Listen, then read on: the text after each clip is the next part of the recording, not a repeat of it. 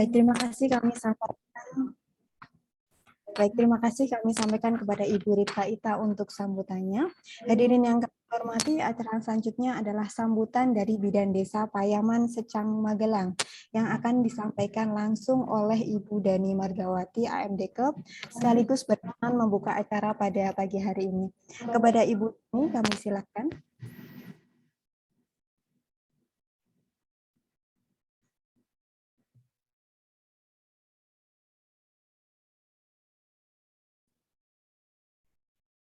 Selamat pagi, Ibu Dani. Selamat pagi, Bu Dani. Oh, kan masih di mute, Bu. Mikrofonnya dibuka, Bu.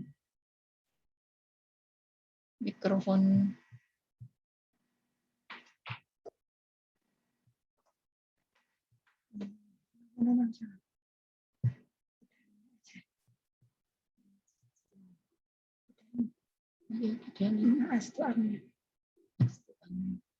Sinyal mungkin, Bu.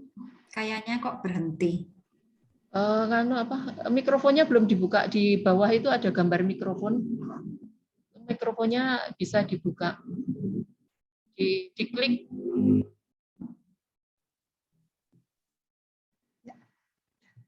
Ya, monggo Bu Dani. Udah bisa dibuka tuh mikrofonnya. Ya, sudah bisa dibantu oleh host, Bu Ita. Iya, sudah ini. Sudah dibuka mikrofonnya. Monggo Bu Dani untuk memberikan sambutannya. Selamat pagi, Bu Dani. Oh, nganu meneh, ke mute meneh. Ya. Ya. Sudah, Bu? Sudah terdengar.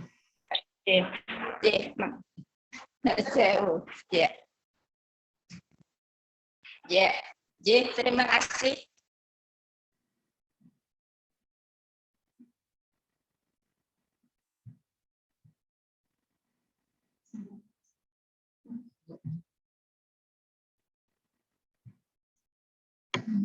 Terkendala sinyalnya sepertinya, Bu Dani.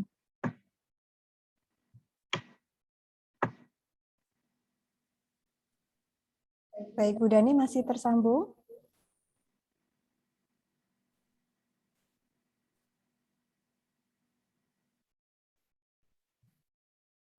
Baik, hadirin yang kami hormati, sambil menunggu Bu Dani untuk berkenan buka acara pada pagi hari ini, kami sampaikan kepada seluruh peserta pengabdian kepada masyarakat mengatasi tantrum anak pada ibu balita untuk dapat berpartisipasi aktif dalam kegiatan pengabdian masyarakat ini. Jika nanti ibu-ibu sekalian berkenan untuk bertanya ataupun diskusi, kami mohon untuk bisa raise hand ataupun unmute atau membuka mikrofon untuk bertanya setelah kami persilahkan. Baik, kami sambung kembali kepada Ibu Dani. Halo, selamat pagi, Bu Dani.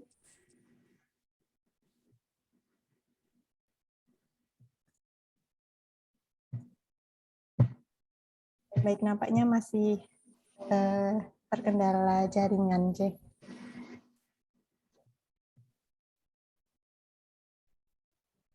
Mikrofonnya dibuka. Nah, sudah itu Bu Dani. Tinggal nanti kau Bu Dani.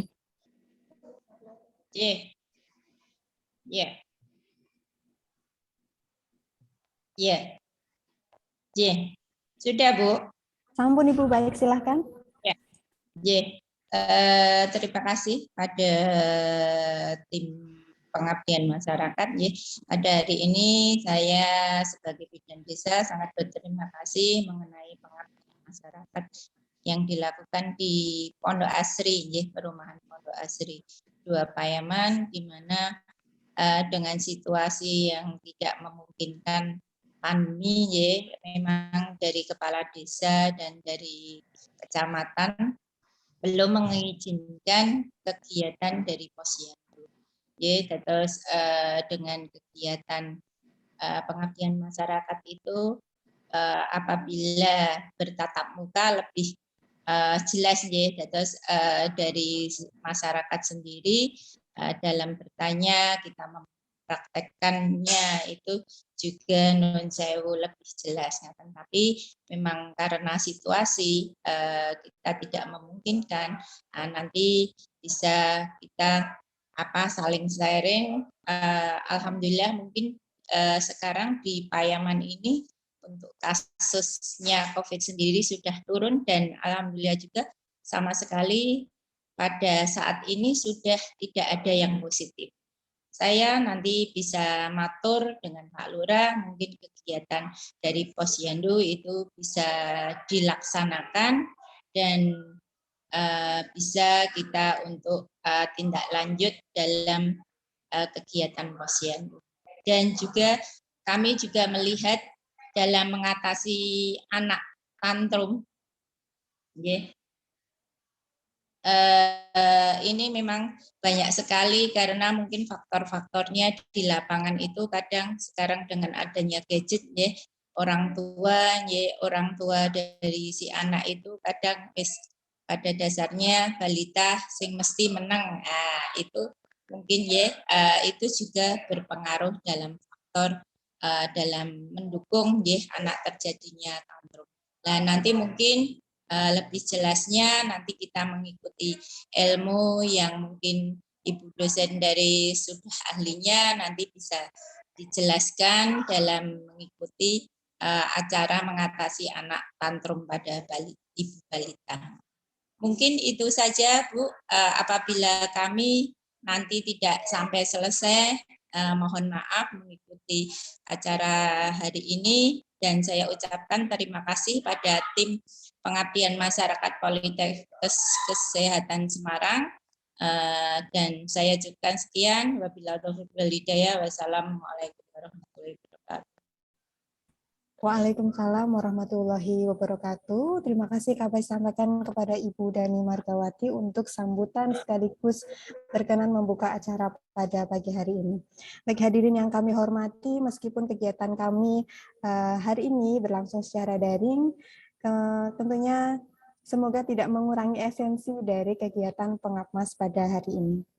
Baik hadirin yang kami hormati, acara selanjutnya adalah penyampaian materi mengenai mengatasi tantrum anak pada ibu balita yang akan disampaikan oleh tim pengabdian kepada masyarakat kami. Ya, sebelumnya kami perkenalkan terlebih dahulu ya, karena tak kenal maka tak sayang ibu-ibu. Baik, tim pengabdian masyarakat kami terdiri dari 3 orang dosen dan 5 orang mahasiswa yang dipimpin oleh Ketua Tim Pengabdi yaitu Ibu Ripka Ita Idayanti SPD MKes, kemudian Ibu Sri Winarsih SPD SSIP MKes, Ibu Masini STR Kep Eskep Nurse MKes, kemudian ada mahasiswa kami, ada Mbak Rifa, Mbak Sekar, Mbak Niken, Mbak Anissa, dan Mbak Naila. Baik, hadirin yang kami hormati, selanjutnya adalah penyampaian materi mengenai mengatasi tantrum anak pada ibu balita. Kepada yang terhormat, Ananda, Naila, dan juga Anissa untuk dapat menyampaikan materi kepada Ibu Kader dan juga peserta pengabdian kepada masyarakat. Kami persilakan.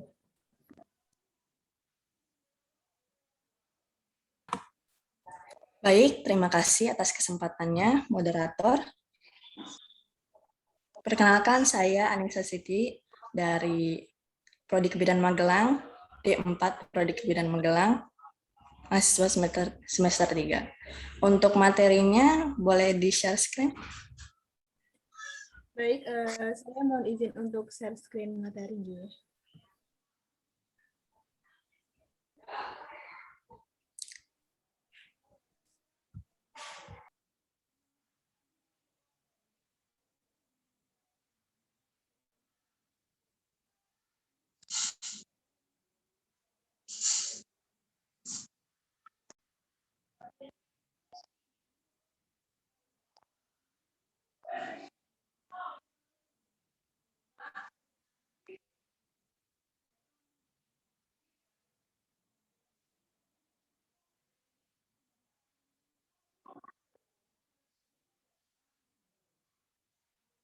Mohon maaf, Ibu, untuk share screen belum diizinkan karena belum menjadi host. Oke, sudah bisa, Mbak?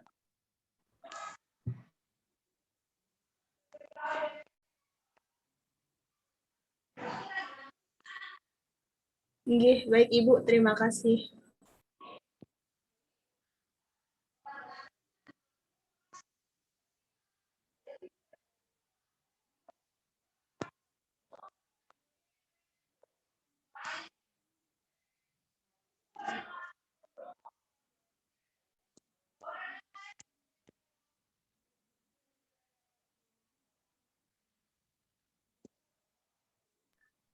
Baik, di pagi ini saya dan rekan saya, Mbak Naila, akan menjelaskan materi tentang tantrum. Slide selanjutnya.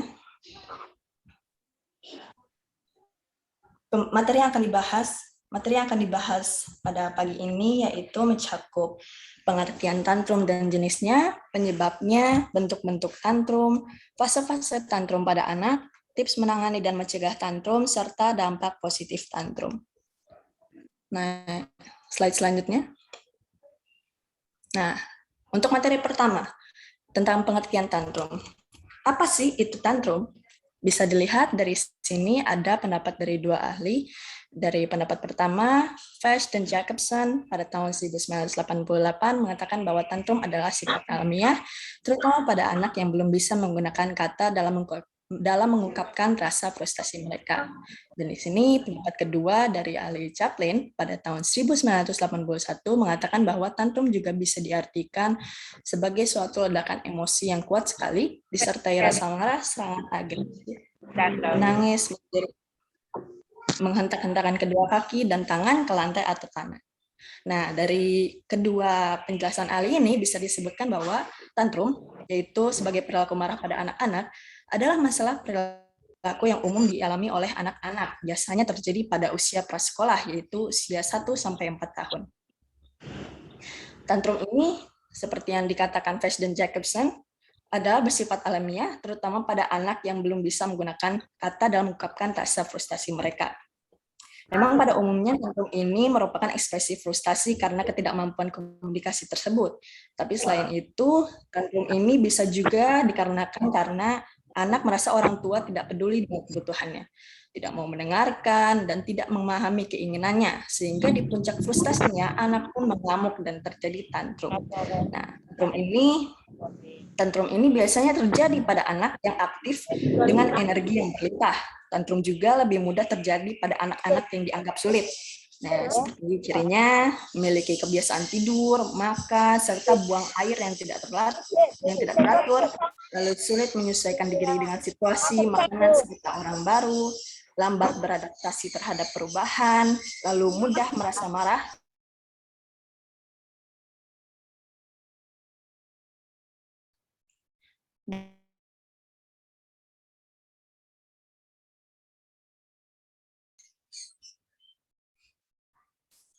dan sulit dialihkan perhatiannya.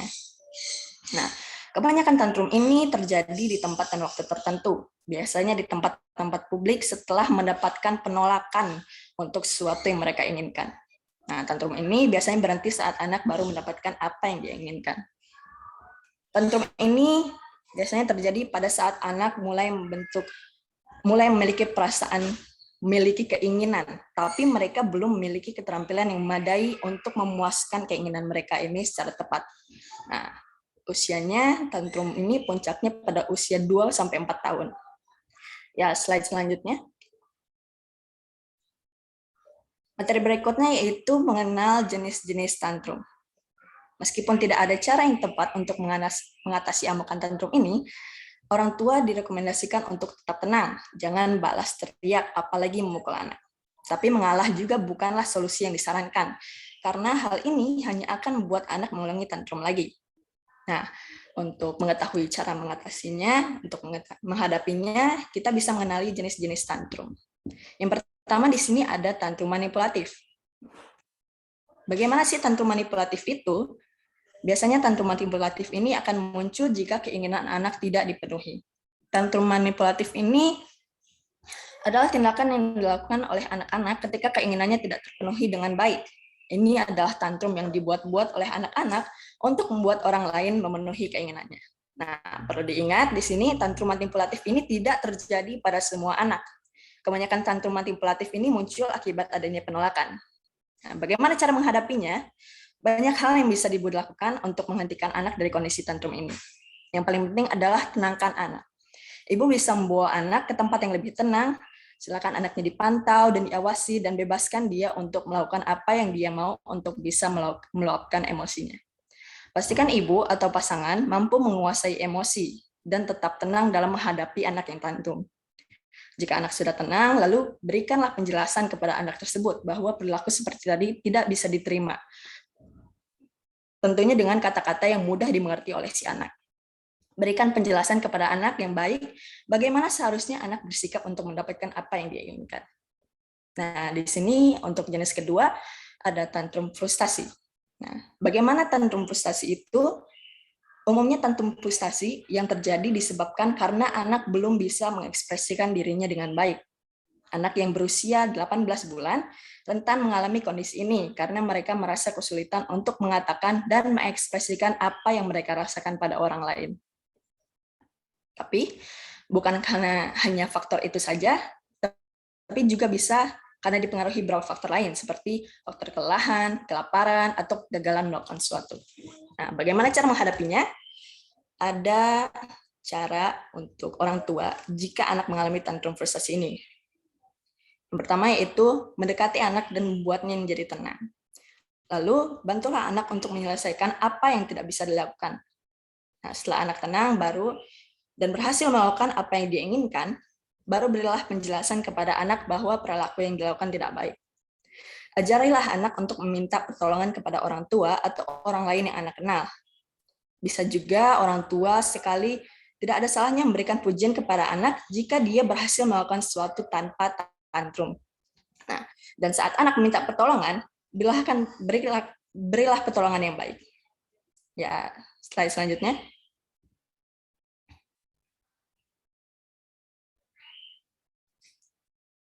Materi selanjutnya yaitu penyebab terjadinya tantrum.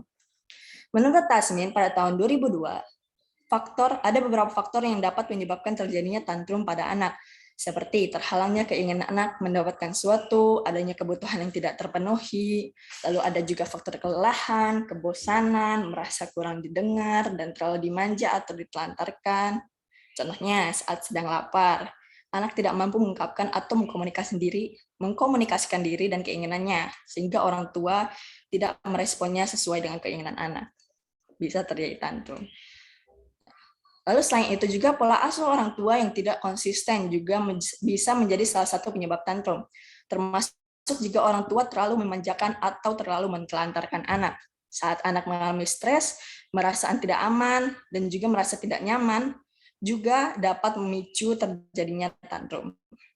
Nah, penyebab tantrum ini erat kaitannya dengan kondisi keluarga, seperti misalkan anak terlalu banyak mendapatkan kritikan dari anggota keluarga, masalah perkawinan pada orang tua, gangguan atau campur tangan ketika anak sedang bermain dengan saudara yang lain, lalu ada misalkan masalah emosional dengan salah satu orang tuanya, bersaing dengan saudara, serta masalah komunikasi dan kurangnya pemahaman orang tua mengenai tantrum, dan meresponnya sebagai sesuatu yang mengganggu. Berikut, hal-hal tersebut bisa menjadi penyebab tantrum. Ya, slide selanjutnya.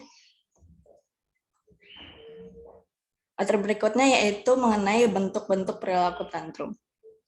Menurut Tafris, tahun 1989, bentuk tantrum ini bisa dilihat berdasarkan proses pembentukannya. Bisa dibedakan menjadi 3 tahapan, yaitu ada tahap pemicu, tahap respon, dan tahap pembentukan.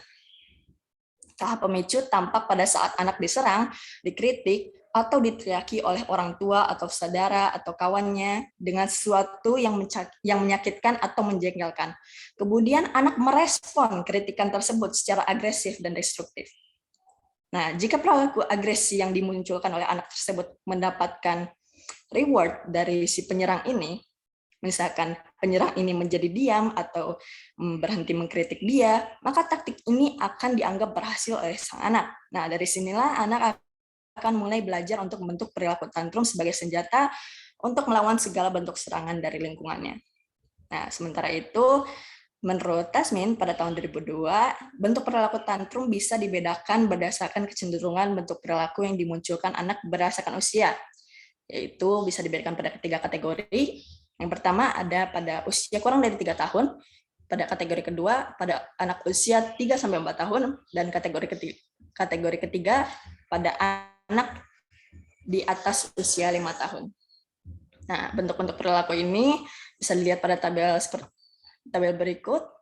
Pada umur kurang dari 3 tahun, bentuk perilakunya bisa dalam bentuk menangis, menggigit, mukul, menendang, menjerit, melengkungkan punggungnya, melempar badan, menahan nafas, dan membentur kepala. Lalu untuk kategori 3-4 tahun, selain yang sudah disebutkan di kategori sebelumnya tadi, bisa juga tambah dengan menghentakkan kaki, berteriak, meninju, banting pintu, mengkritik, serta merengek.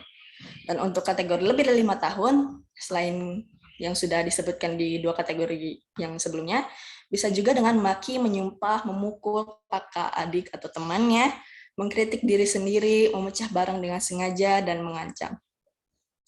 Nah, menurut Dryden, pada tahun 2007, melihat perilaku tantrum berdasarkan arah agresivitasnya, berdasarkan arah keluar amarahnya. Ada yang diarahkan keluar, dan ada yang diarahkan ke dalam dirinya. Untuk contoh perilaku amarah yang diarahkan keluar, contohnya adalah anak menampilkan amarah dengan merusak objek di sekitarnya, seperti mainan, perabotan, benda elektronik, dan lain-lain. Nah, selain pada benda, amarah ini juga bisa ditunjukkan maupun orang lain dengan cara mengumpat, meludahi, memukul, mencakar, menendang, serta tindakan-tindakan lainnya yang bermaksud menyakiti orang lain. Lalu untuk perilaku amarah yang diarahkan ke dalam diri, contohnya misal bisa menggaruk kulit sampai berdarah, membenturkan kepala, memandikan badan, mencakar muka, atau memaksa diri untuk muntah, batuk, dan sebagainya. Baik, sekian materi dari saya. Untuk materi selanjutnya akan saya serahkan kepada rekan saya, Mbak Naila.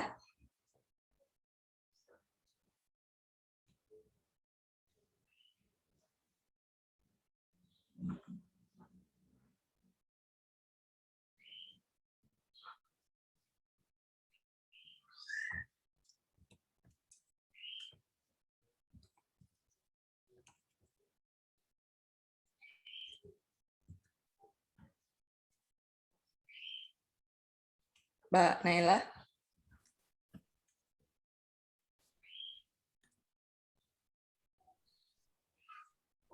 Baik, halo, selamat pagi Mbak Naila, sudah terhubung dengan kami.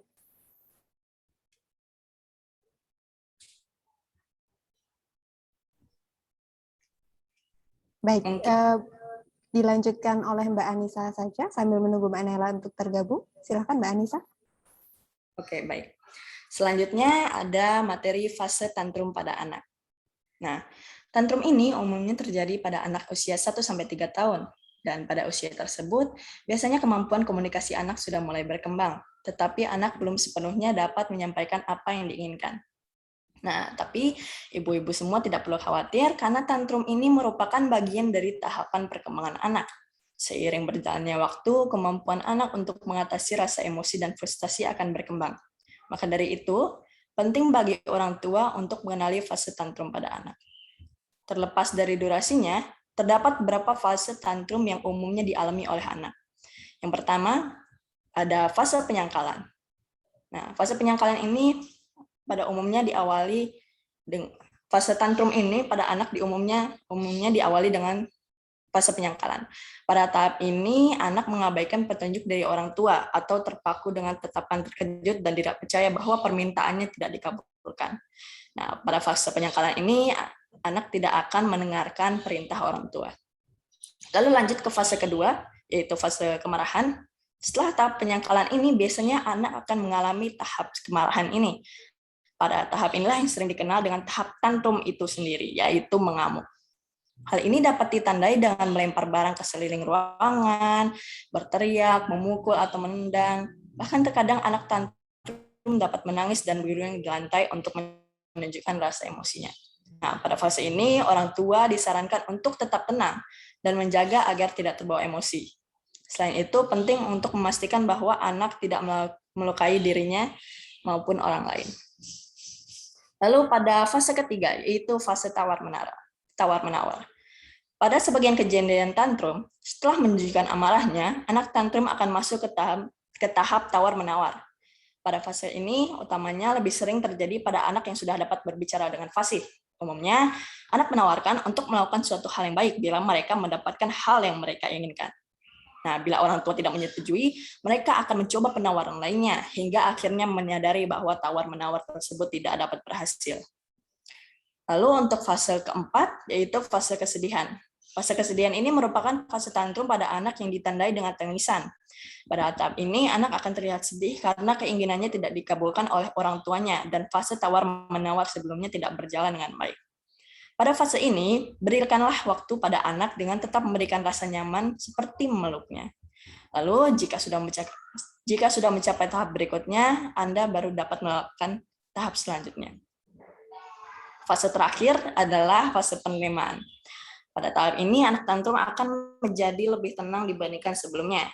Orang tua akan dapat memanfaatkan fase ini untuk menjelaskan kepada anak dengan perlahan mengapa keinginannya tidak dikabulkan. Ya, untuk materi selanjutnya sepertinya Mbak Naila sudah kembali ke Zoom. Saya serahkan kepada Mbak Naila. Baik, terima kasih atas waktu yang diberikan. Saya akan melanjutkan pada materi selanjutnya, yaitu dampak positif. Tantrum juga memiliki dampak positif. Apa saja sih dampak positif dari tantrum? Yang pertama, membuat anak tidur lebih nyaman.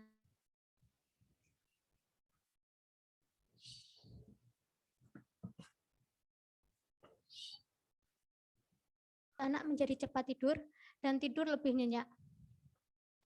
Yang kedua, mengajarkan anak memahami aturan yang kita buat. Biasanya, salah satu penyebab tantrum itu adalah keinginan anak yang tidak terpenuhi. Misalnya, minta dibelikan mainan. Nah, dari sini kita bisa mengajarkan pada anak bahwa semua yang anak inginkan belum tentu dapat kita penuhi. Yang ketiga, membuat kedekatan anak dan orang tua menjadi lebih terjalin. Pada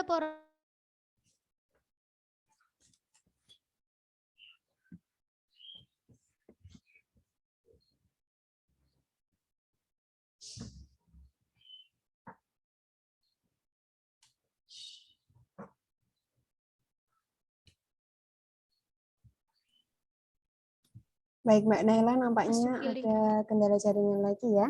Sudah tersambung, Mbak Naila? Sudah, Ibu. Baik, silakan dilanjutkan.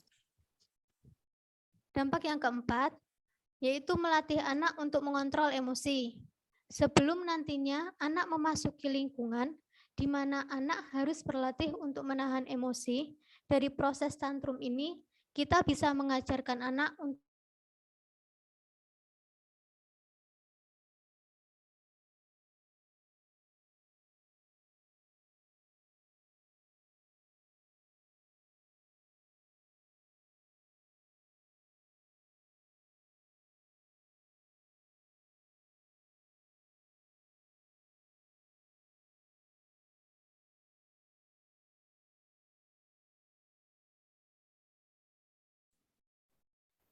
Baik, mohon maaf karena jaringan tidak stabil. Kami mohon kepada Mbak Anissa untuk bisa melanjutkan pemaparan materi sampai dengan selesai agar kegiatan bisa berlangsung dengan lancar. Kami mohon kepada Mbak Anissa untuk bisa melanjutkan.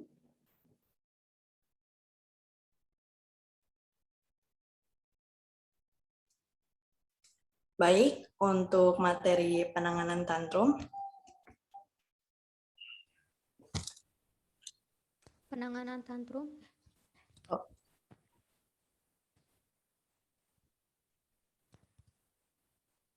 Baik, saya lanjutkan. Lalu bagaimana cara menangani tantrum pada anak? Untuk menangani tantrum pada anak akan dibagi menjadi 3 tahap, yaitu sebelum anak tantrum, saat anak tantrum, dan sesudah anak tantrum. Sebelum anak mengalami tantrum, kita sebagai orang tua harus bisa mengenali emosi dalam diri kita terlebih dahulu. Usahakan untuk bisa selalu tenang dan tidak melibatkan emosi saat anak tantrum, karena jika kita ikut tersulut oleh emosi, itu bisa membuat emosi anak semakin meledak dan sulit untuk ditenangkan. Jadi, semakin kita mahir dalam mengenali emosi kita,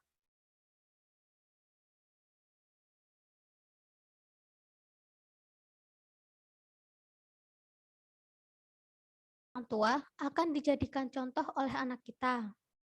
Ketika kita sedang marah, salurkan amarah kita secara tepat, karena anak akan dengan mudah merekam setiap kejadian di sekitarnya, baik yang positif maupun yang negatif. Anak juga akan menyesuaikan perilakunya dengan perilaku kita. Jika kita terpancing ikut mengamuk, maka amukan anak akan menjadi lebih hebat. Kita dapat menyediakan buku-buku bergambar, mainan, boneka, atau makanan-makanan ringan yang dapat digunakan untuk mengalihkan kemarahan anak saat tantrum. Memberikan perhatian yang cukup juga dapat mencegah terjadinya tantrum pada anak.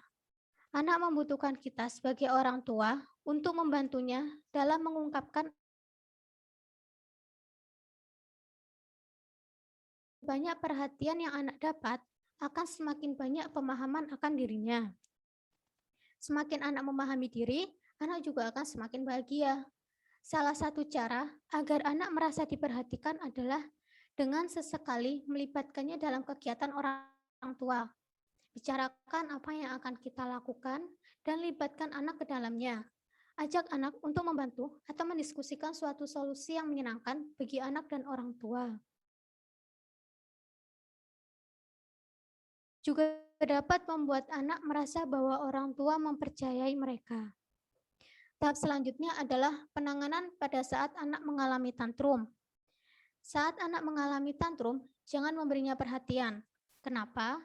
Jika anak tantrum dan diberi perhatian, besar kemungkinan anak akan melakukannya lagi ketika mereka sedang tantrum. Anak akan merasa orang tua tidak mempermasalahkan apabila ia mengamuk dan akan menuruti keinginannya. Jadi, saat anak tantrum, jangan memberinya perhatian. Coba cara lain, misalnya dengan berdiri sambil memandangnya atau menjauhinya atau memeganginya dengan kuat, tapi jangan sampai mencederai. Tunggu sampai anak siap untuk diajak bicara. Kita harus bisa bersikap tegas, tapi tetap terlihat lembut, peduli, dan bersikap positif agar anak tidak merasa ketakutan dan merasa tetap aman. Kita bisa menggunakan suara yang tegas untuk mengalahkan amukan anak dan membuatnya terkejut, tapi jangan sampai memukul atau memakinya. Kita juga bisa mengalihkan perhatian anak, misalnya dengan mengajak membaca buku, atau dengan menciptakan suasana humor dan melibatkan anak ke dalam aktivitas yang lain. Setelah anak mengalami tantrum, hal pertama yang dapat dilakukan adalah memeluknya. Berikan rasa nyaman pada anak. Sambil memeluk, orang tua bisa menjelaskan secara perlahan dengan bahasa yang halus dan memberi pemahaman mengapa keinginan anak belum terpenuhi. Sadarkan pada anak bahwa amukan adalah cara komunikasi yang tidak baik dan tidak dapat diterima. Ada cara lain untuk memberitahukan apa yang dia inginkan kepada orang tua. Kita harus yakin bahwa pada waktunya nanti, ia akan mempelajari cara-cara tersebut. Ajari anak berlatih menguasai dan mengendalikan emosinya, yaitu dengan cara mengajaknya bermain musik, melukis, bermain bola, atau permainan yang lainnya. Lewat permainan, anak akan belajar menerima kekalahan, belajar untuk tidak sombong jika menang, bersikap sportif, dan bersaing dengan sehat. Jangan sekali-kali diajarkan bermain curang. Next slide.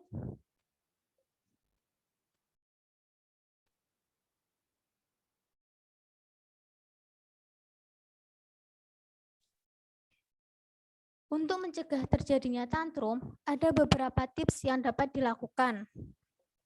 Yang pertama, untuk mencegah terjadinya tantrum dapat dilakukan dengan mengenali kebiasaan-kebiasaan anak dan mengetahui secara pasti pada kondisi-kondisi seperti apa tantrum terjadi pada anak. Misalnya, pada anak yang aktif bergerak atau gampang stres, maka orang tua perlu mengatur kondisi anak agar tidak bosan selama perjalanan. Diusahakan sering-sering beristirahat di jalan untuk memberikan waktu bagi anak berlari-lari di luar mobil. Mendampingi anak mengerjakan tugas-tugas sekolah dan mengajarkan hal-hal yang dianggap sulit akan membantu mengurangi stres. Mendampingi anak bahkan tidak terbatas pada tugas-tugas sekolah saja, tapi juga pada permainan-permainan, sehingga ketika ia mengalami kesulitan, orang tua dapat membantu dengan memberikan petunjuk.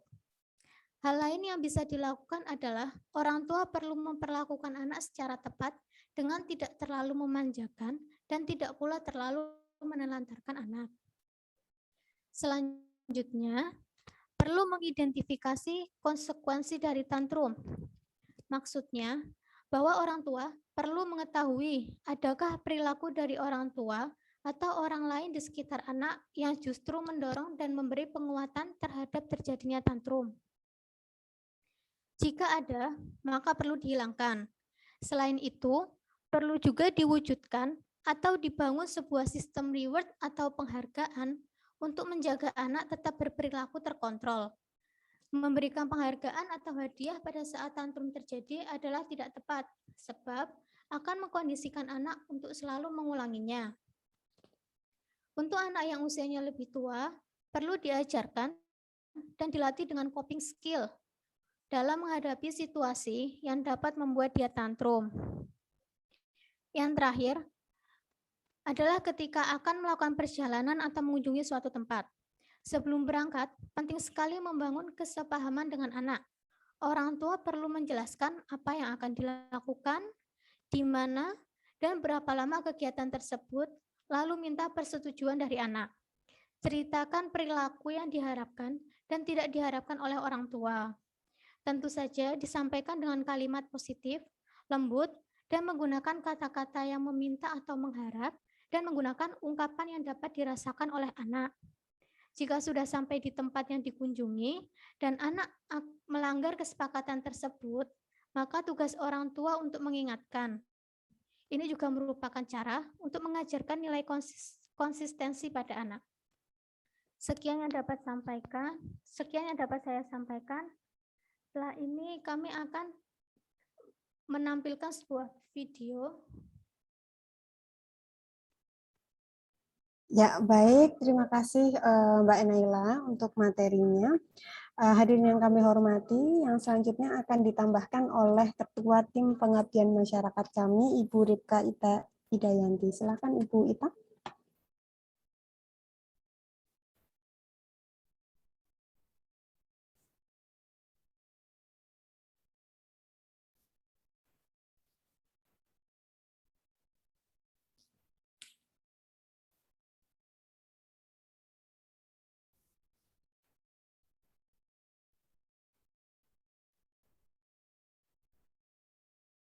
Baik, nampaknya Bu Ita akan menambahkan sedikit penjelasan ataupun materi terkait dengan topik pada pagi hari ini, yaitu mengatasi tantrum anak pada ibu dan balita. Sudah siap, Bu Ita? Baik, silakan.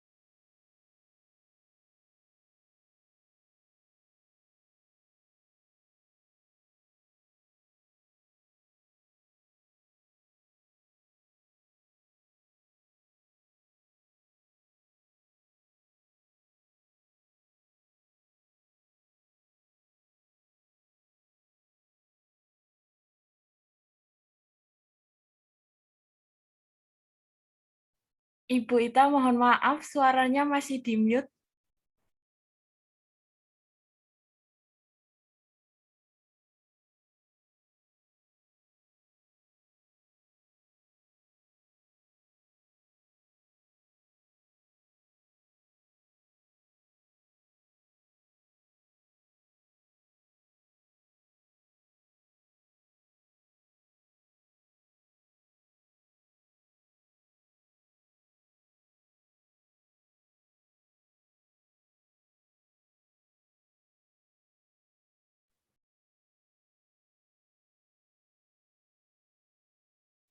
Belum ada suara Bu Ita, masih di mute, unmute.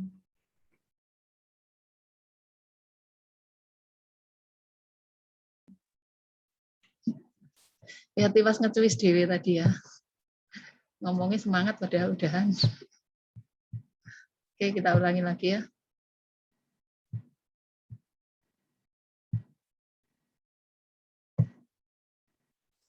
Oke, ya, di masa pandemik ini sering sekali orang tua itu dibikin bete sama anak-anak ya. Anak-anak ngamuk saat orang tua ini lagi sibuk, kondisi serba nggak menguntungkan, badan sakit, terus kemudian juga ekonomi sulit, sementara anak rewel. Nah, ini bikin orang tua aduh gemes banget gitu ya rasanya.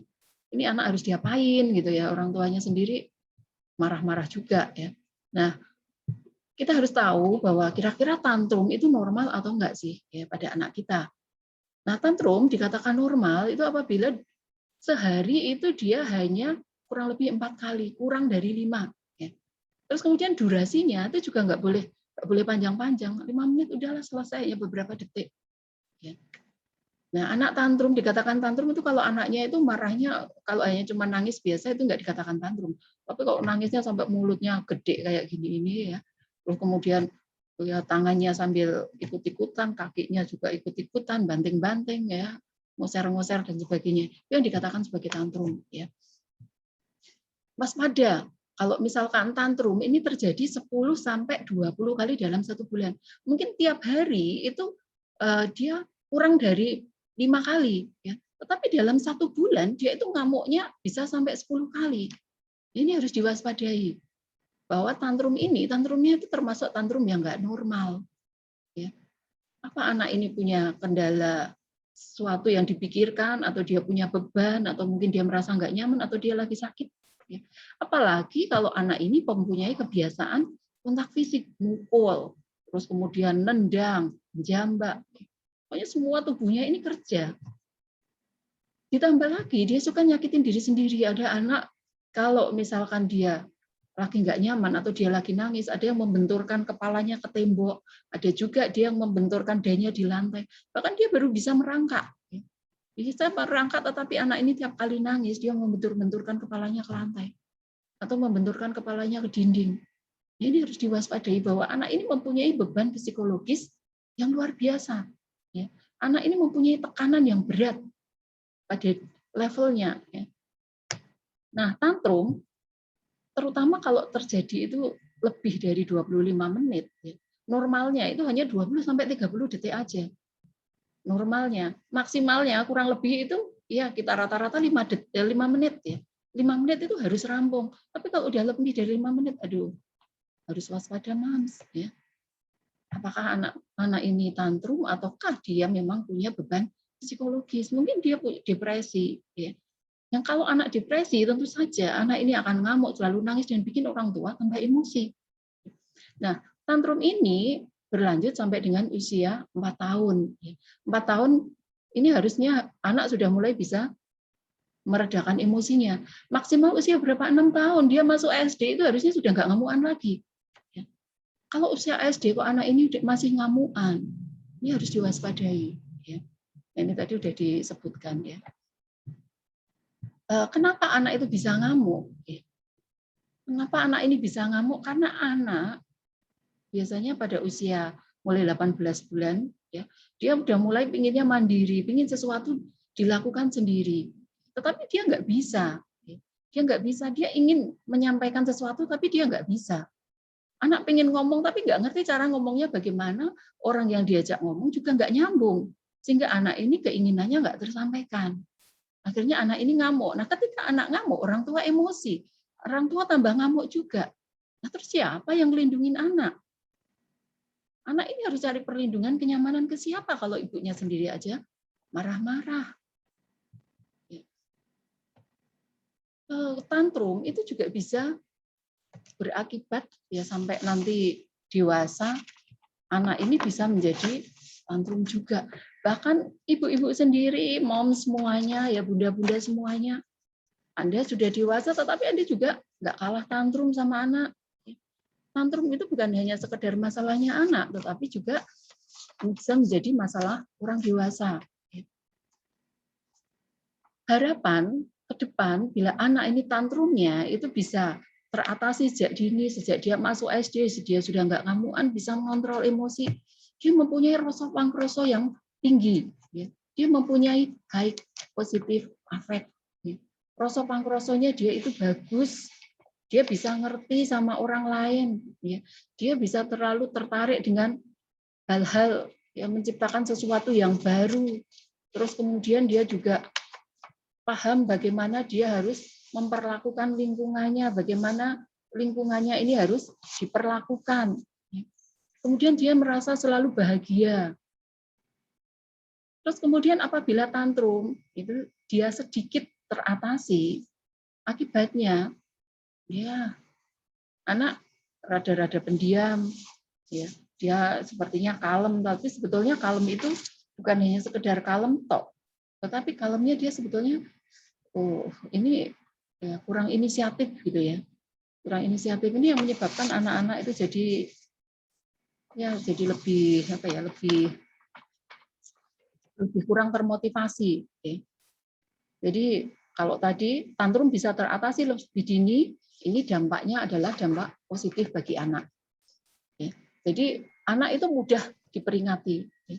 Jadi dia kalau misalkan ada sinyal, ya dikasih tahu tuh dia bisa ngerti. Oh ini tanda bahaya. Kalau aku begini, ya, ini harusnya saya akan jadi kayak gini. Dia udah bisa ngerti. Ya. Anak juga terlihat bergairah, anak juga kelihatan gembira dan bawaannya itu happy gitu ya. Sedangkan apabila tantrum itu sedikit teratasi, efek kedepannya ya anak kelihatannya tenang, ya, nyantai. Jadi kayak apa ya? Kayak isi going gitu, kayak dia nggak pemarah tetapi ngerjain segala sesuatu itu ngosek gitu ya. Sedangkan ini nunda-nunda gitu ya. Nunda-nunda. Jadi ya orang bilang kayak apa ya, isi going gitu ya. Padahal isi going itu juga mangkel kayak orang lain gitu ya. Tapi beda dengan high positive affect ini. Rasa pangkrosonya dia itu jadi peka. Ya, jadi efek tantrum bukan hanya saat ini tetapi ke depan ya. Terus kemudian apabila tantrum itu teratasi, kalau tadi anggapnya yang high positif itu hampir 100%, kalau low negative affect itu 2/3-nya ya, terus kemudian ini sepertiganya ya, separuhnya itu low negative affect, terus kemudian ini teratasi tetapi ya belum semuanya dalam persentase yang besar ya, hampir 2/3-nya. Anak ini jadi anak yang sedih, pemurung, kemudian dia juga depresi. Kemudian anak ini rasanya cepat bosan, dikasih mainan ini bosan. Ngerjain segala sesuatu, Anda punya pekerjaan, balik pekerjaan itu rutinitas, kemudian rasanya bosan, kerja kayak gini. Pindah lagi, nanti di kerjaan yang baru lagi pindah lagi. Itu efeknya setelah dewasa. Mudah bosan. Kecuali mudah bosan, nggak ada semangat, gampang capek ngerjain ini, aduh capek, lelah. Terus kemudian juga ini berdampak yang luar biasa setelah kedepannya. Kayak ini hanya sekedar tantrum marah anak ya. Apalagi kalau orang tua terlalu pressure, ya terlalu pressure anaknya atau Anda sendirilah sebagai orang tua. Kalau misalkan Anda sekarang gampang nervous, ya, gampang nervous atau grogi, sedikit-sedikit grogi, terus kemudian rasanya aduh, deg-degan ya, rasanya rak enak ya. Terus kemudian juga tegang, aduh kepiye ya. Ini menandakan bahwa anak itu mempunyai tekanan yang luar biasa. Atau Anda sendiri kalau misalkan mengalami high negative affect, itu menandakan bahwa dulu waktu kecilnya Anda semua, ibu-ibu semua, itu sering diseneni sama orang tuanya. Suka dimarahi sama orang tuanya sampai Anda merasa nggak percaya diri, aku salah terus. Nah, jangan sampai hal seperti ini diturunkan pada generasi yang berikutnya. Buatlah generasi kita itu menjadi generasi yang bahagia, happy, kemudian juga anak yang tenang, terus kemudian mudah dinasehati. Ya, kalau dikasih pengertian, oke, oh iya gitu tuh Bun, anak ini nurut. Nah, jadi bukan hanya sekedar saat ini saja, tapi efeknya adalah efek jangka panjang. Ya. Nah ini coba perhatikan, bukan hanya untuk anak, tapi juga untuk bunda-bunda semuanya. Ya. Apakah bunda itu gampang bad mood nggak sih? Ya. Anak yang bad mood ini juga mimpi buruk, mudah mimpi buruk. Sehingga yang harus diperhatikan, anak sebelum tidur, ya sebelum tidur malam terutama, jangan biarkan anak ini nangis. Jangan buat anak itu sedih. Anak tidur itu harus dengan bahagia. Karena apa? Saat dia tidur dengan perasaan gundah, perasaan sedih, perasaan marah, ini akan menjadi mimpi buruk buat anak. Diproyeksikan di dalam alam bawah sadarnya. Apabila dia tadi bangun aja, dia rasanya nggak nyaman, sudah kemudian dia tidur nggak nyaman juga, dia bangun apa dia bisa dijamin merasa nyaman? Enggak. Ya. Buat anak bangun tidur ini merasa bahagia. Sehingga tidur anak ini juga bahagia. Sehingga kalau mom semuanya, bunda-bunda semuanya nonton TV, kartun gitu, anak-anak jangan disetelkan kartun-kartun yang sadis, menyeramkan dan sebagainya, atau pocong atau apalah gitu yang medeni-medeni gitu. Ini anak bikin mimpi buruk nanti ya. Nah, ini tadi sudah sedikit saya jelaskan tadi tentang negatif afek, ya positif afek, high afek ya. Nah, bagaimana kalau anak Anda itu suka marah-marah? Ya, cek dulu, moms, ya diri Anda sendiri. Cek dulu kita sebagai orang tua. Ya. Apakah kita ini kasar, suka kasar sama anak sehingga membuat anak itu sedih, membuat anak itu marah, membuat anak ini nggak nyaman, ya. Membuat anak ini merasa dirinya nggak dihargai dan tidak diinginkan. Anak yang dibesarkan dalam rumah tangga yang kasar, ini membuahkan anak yang pemberontak, dikandani angel, nggak peka, afeknya tumpul. Terus kemudian dia sensian, ya. Dia sensian. Jadi kita jadi orang tua nggak gampang ngadepin anak, terutama pada masa-masa seperti ini. Bagi Anda yang punya balita, ya, punya balita, Anda bisa ngerasain kalau saat anak ngamuk kayak apa. Susah rasanya untuk meredakan emosi ketika anak ngamuk. Ya. Apalagi anak kita banyak gitu ya, rasanya kayak apa ya, kita sendiri bisa ngerasain ya. Jadi cek bagaimana orang tuanya ini ya. Orang tua dulu yang harus ngeredain emosi kalau pengen emosinya anak ini jadi reda. Gimana anak itu suruh reda emosinya kalau orang tuanya sendiri aja marah-marah. Apakah dengan dimarahi anak itu jadi senang, jadi bahagia, oh aku dimarahi, aku happy gitu? Enggak. Otomatis anak ini tambah marah, ya, tambah ngamuk, tambah nangis, nggak akan berhenti. Ya. Nah, efek ke depan, ya kalau anak ini suka dimarahi, tadi kan permasalahan tantrum itu apa sih? Anak hanya nggak bisa mengkomunikasikan. Dia ingin sesuatu, tapi nggak bisa ngomongnya kayak apa. Mungkin anak sudah bisa ngomong. Ya. Anak sudah bisa ngomong, tetapi ketika dia keinginannya ditolak, dia jadi marah, itu wajar.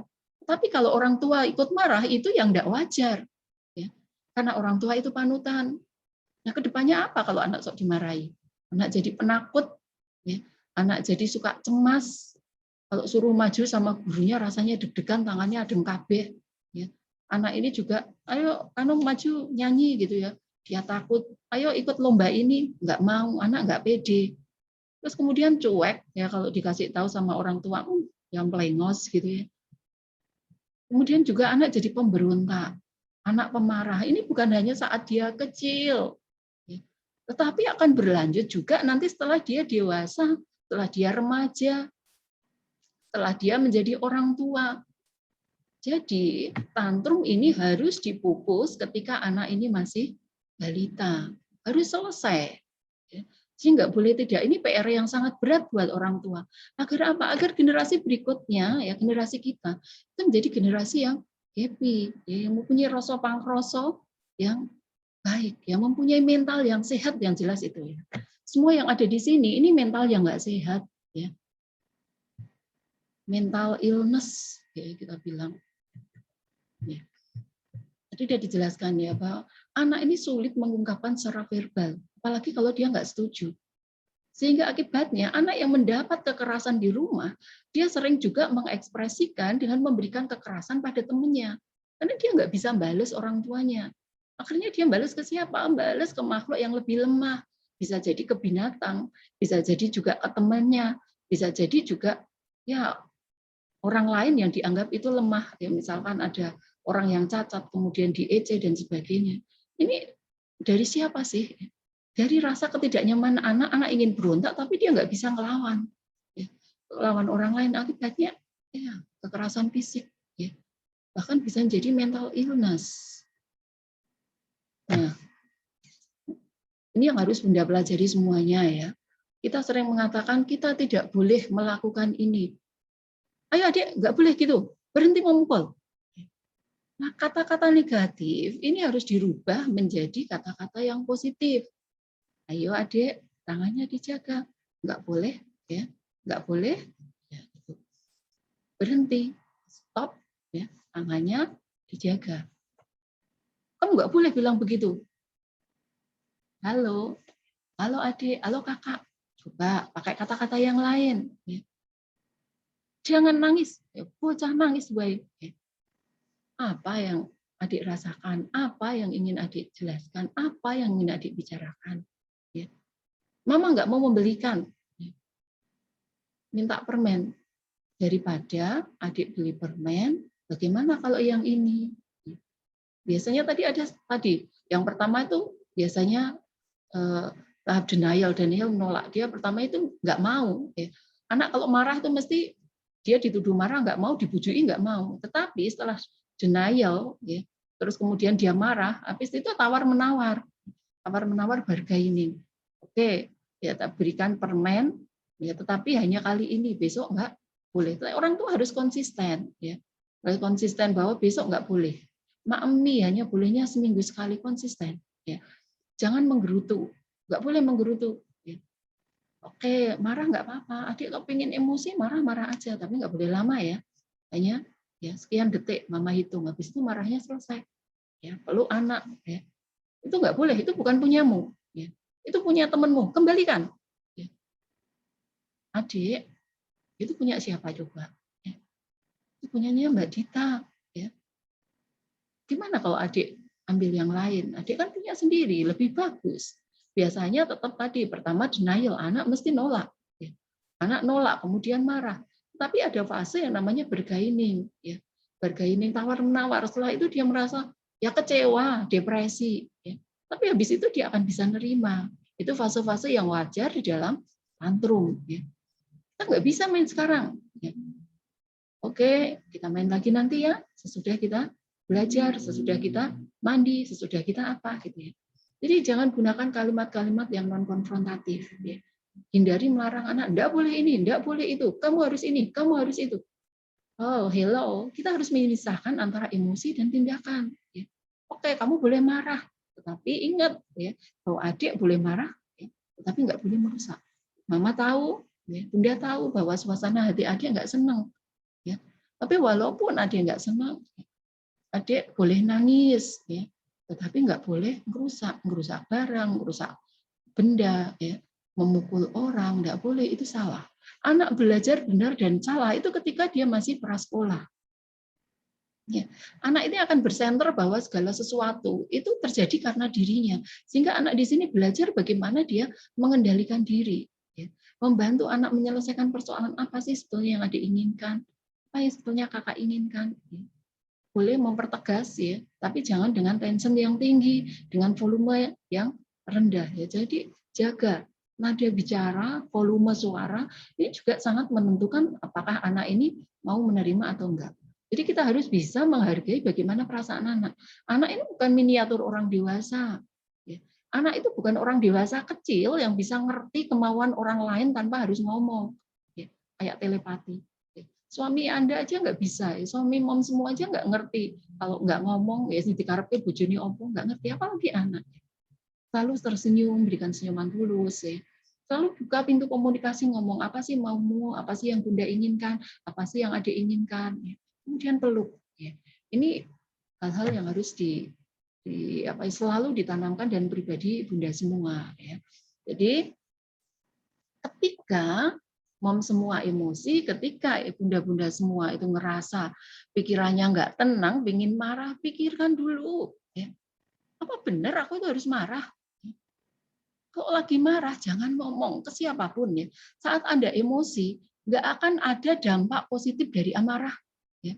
Amarah itu mesti akan menimbulkan amarah pada orang lain. Entah itu anak-anak, entah itu orang dewasa, ketika Anda marah, orang lain akan ikut marah, itu otomatis. Sehingga bisa dikatakan marah itu nular. Jadi pikirkan, apa benar aku harus marah? Slow mom, tenang. Ya. Tarik nafas dalam, aduh, bocah kok koyong ini. Bareng ngono sabar, tarik nafas. Ya. Tarik nafas, ya paling enggak itu tahan 10 detik. Ya, tarik nafas lewat hidung, terus kemudian tahan 10 detik, terus kemudian keluarkan pelan-pelan lewat mulut. Ya. Begitu diulangi terus sampai denyut jantung Anda rasanya menjadi lebih tenang. Jadi ketika emosi, ingat satu hal, ketika Anda emosi, tidak boleh ngomong. Ya. Karena dampaknya mesti akan bikin orang lain ikut marah juga. Slow, calm. Ya.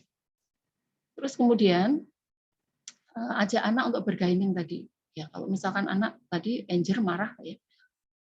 Oke. Dirapikan, mama tunggu sampai 10. Tak hitung ya, sampai 10 atau sampai 5 atau sampai berapa. Tapi buat anak ini terbiasa negosiasi. Ini bukan hanya masalah bargaining antara ibu dan anak, tetapi ingat bahwa besok anak itu akan menjadi anak yang dewasa. Ketika anak ini dewasa, dia akan belajar bagaimana dia hidup dengan orang banyak dan dia akan terbiasa bernegosiasi. Apalagi kalau anak ini punya bakat bisnis, ya, orang tuanya bisnis juga. Anak ini sejak kecil harus diajari bagaimana dia itu bernegosiasi. Agar nanti setelah dia kumpul dengan orang, dia tidak terbiasa meluapkan emosi, tetapi dia bisa memberikan kontrol yang baik pada dirinya sendiri, termasuk juga menjadi negosiator yang baik. Hindari mukul anak. Tangannya, tangan boleh tercengkeram. Kalau Anda lihat drama-drama Korea, bagi Anda pecinta drama Korea, itu kalau mereka marah ngapain sih? Kalau mereka marah, drama Korea itu jarang sekali menampilkan sosok kekerasan gitu ya. Paling itu hanya ini tangannya aja yang nyengkerem kayak gini. Di sisi kanan kiri gitu, terus kemudian tangannya nyengkerem. Terus kemudian tahan napas, tarik napas panjang, dia nahan napas, mungkin sambil merem, sambil ngeget gitu ya. Cukup itu aja. Hindari memukul anak. Ini akan jadi trauma anak sampai nanti dengan dia dewasa. Akan selalu ingat luka batin. Luka fisik bisa disembuhin, tapi bagaimana dengan luka batin? Apakah Anda bisa nyembuhin sebagai orang tua, sebagai ibu? No. Anak hanya bisa nyembuhin dirinya sendiri, tetapi butuh bantuan dengan suasana yang baik. Jadi kendalikan bicara. Jadikan bicara, karena bicara ini akan membuat orang lain mudah tersakiti atau membuat orang lain menjadi nyaman bersama Anda. Jadi orang yang kuat adalah orang yang dapat menahan amarah, terutama pada anggota keluarga sendiri. Menjadi sabar itu sulit, tetapi kita tidak boleh mengatakan itu sulit, karena kita harus selalu mencoba. Nah ini, kita bicara tantrum nih, tadi sudah berkali-kali saya sebutkan. Kita bicara tantrum nggak cukup hanya dengan anak. Tantrum itu bisa berlanjut sampai dewasa. Karena apa? Karena pola asuh yang salah. Anda mungkin pernah punya teman, atau mungkin diri kita sendiri. Kadang kita kalau marah itu nggak bisa jaga emosi. Kalau pengen marah, marah aja. Nggak peduli orang lain sakit hati. Terus langsung, ya tekonya plus ngomong, yang penting aku merasa nyaman. Tapi apa benar Anda nyaman? Apa kalau Anda marah itu nggak bikin hati Anda juga tambah sakit sebetulnya? Sebetulnya Anda marah itu nyakitin diri sendiri. Apa juga Anda senang kalau melihat Anda marahi anak, terus kemudian anaknya nangis, terus kemudian, oh anakku nangis, aku bahagia. Enggak, hati Anda mesti sakit. Hati orang tua juga mesti sakit. Jadi sebelum Anda nyakitin diri sendiri, hindari nyakitin juga orang lain. Nyakitin orang lain akan otomatis nyebabin sakit pada diri sendiri. Ketika orang ini stres, ketika orang ini marah, tubuh kita itu mengeluarkan hormon yang namanya hormon kortisol atau hormon stres. Nah, ketika hormon stres ini keluar, ini akan menyebabkan memicu pengeluaran energi, sehingga gula akan dimasukkan lebih banyak ke dalam darah. Sehingga orang yang biasa marah-marah ke depannya itu cenderung mengalami diabetes. Ini bukan kecuali diabetes, juga mengalami hipertensi, mudah mengalami stroke. Jadi bukan hanya sekedar pola makan saja, ya. Tapi kendalikan diri, kendalikan emosi. Gitu ya, Mom ya. Jadi jangan sampai kita memberikan pola asuh yang salah pada saat masa kanak-kanak. Ya. Apalagi orang dewasa sampai melakukan kekerasan fisik. Ya. Entah kekerasan fisik ataupun kekerasan secara verbal, omongan, itu tetap saja namanya KDRT. Kekerasan dalam rumah tangga yang mengatasnamakan apa? Mengatasnamakan cinta. Aku cinta sama anakku, aku sayang banget. Kalau sayang ngapain bikin orang lain nangis? Kalau sayang kenapa bikin orang lain stres? Bukankah kalau sayang itu Anda, cinta itu harus memberikan kebahagiaan pada orang-orang di sekitar Anda. Apa itu yang namanya cinta? Apa itu yang namanya sayang? Apa itu bukan kekerasan? Orang yang sering mengalami kekerasan fisik maupun kekerasan verbal, ini juga bisa menyebabkan mental illness, kedepannya apa menjadi gangguan bipolar. Dia ingin bahagia, tapi dia nggak bahagia. Sehingga dia, ya tiba-tiba hatinya rasanya sedih. Aku nggak ngerti kenapa sih, aku tiba-tiba sedih kayak gini. Ya, tetapi beberapa saat kemudian, tiba-tiba Anda bahagia, tapi nggak ngerti kenapa aku rasanya pengen nangis. Ya. Depresi. Ya. Kemudian bisa juga menyebabkan anak itu menjadi autis. Ya, ini autis ini bukan hanya masalah ke anak juga, termasuk juga kalau misalkan Anda sedang hamil, atau mom semuanya pengen punya anak lagi, kehamilan itu harus dibuat dengan bahagia. Ya. Setiap orang hamil harus merasa bahagia. Kenapa? Karena stres itu ada pada saat kehamilan, ada saat persalinan, ya, ada juga nanti saat pada tumbuh kembang. Nah, tantrum ini terjadi pada saat tumbuh kembang. Nah, kehamilan anak, ya, ini juga saat ibunya stres, ini juga akan menyebabkan mental illness juga pada saat anak ini besar nanti bertumbuh. Ya. Sehingga orang bilang oh, gawan bayi dan sebagainya. Ini bukan hanya sekedar gawan bayi, tapi bagaimana kondisi ibu ini selama dia hamil, itu dia bahagia atau enggak. Ya. Atau juga gangguan mental itu terjadi bisa pada saat PTSD atau mempunyai trauma-trauma tertentu, bencana alam, atau mungkin kekerasan fisik atau pelecehan seksual dan sebagainya. Ini bisa menyebabkan PTSD. Ya. Atau bisa juga kekerasan fisik, kekerasan verbal ini menyebabkan anak menjadi hiperaktif. Ya. Jadi harus dipiara sejak kapan kebahagiaan itu, sejak dari anak ada di dalam kandungan, termasuk juga penyalahgunaan obat-obatan. Nah, bagaimana agar mom semuanya nggak mengalami tantrum ya? Jadi tantrum bukan hanya masalah anak ya, tetapi tantrum juga sering terjadi pada orang dewasa. Caranya adalah satu, manajemen emosi. Ya. Cara kendalikan emosi bagaimana? Ya. Caranya cari solusi. Ya. Kemudian harus punya kontrol diri. Kontrol diri dipelajari sejak kapan? Sejak anak masih anak-anak. Ya. Nah ini ketika Anda emosi, Anda juga bisa ya, Anda pegang jari jempol atau pegang jari telunjuk, ya.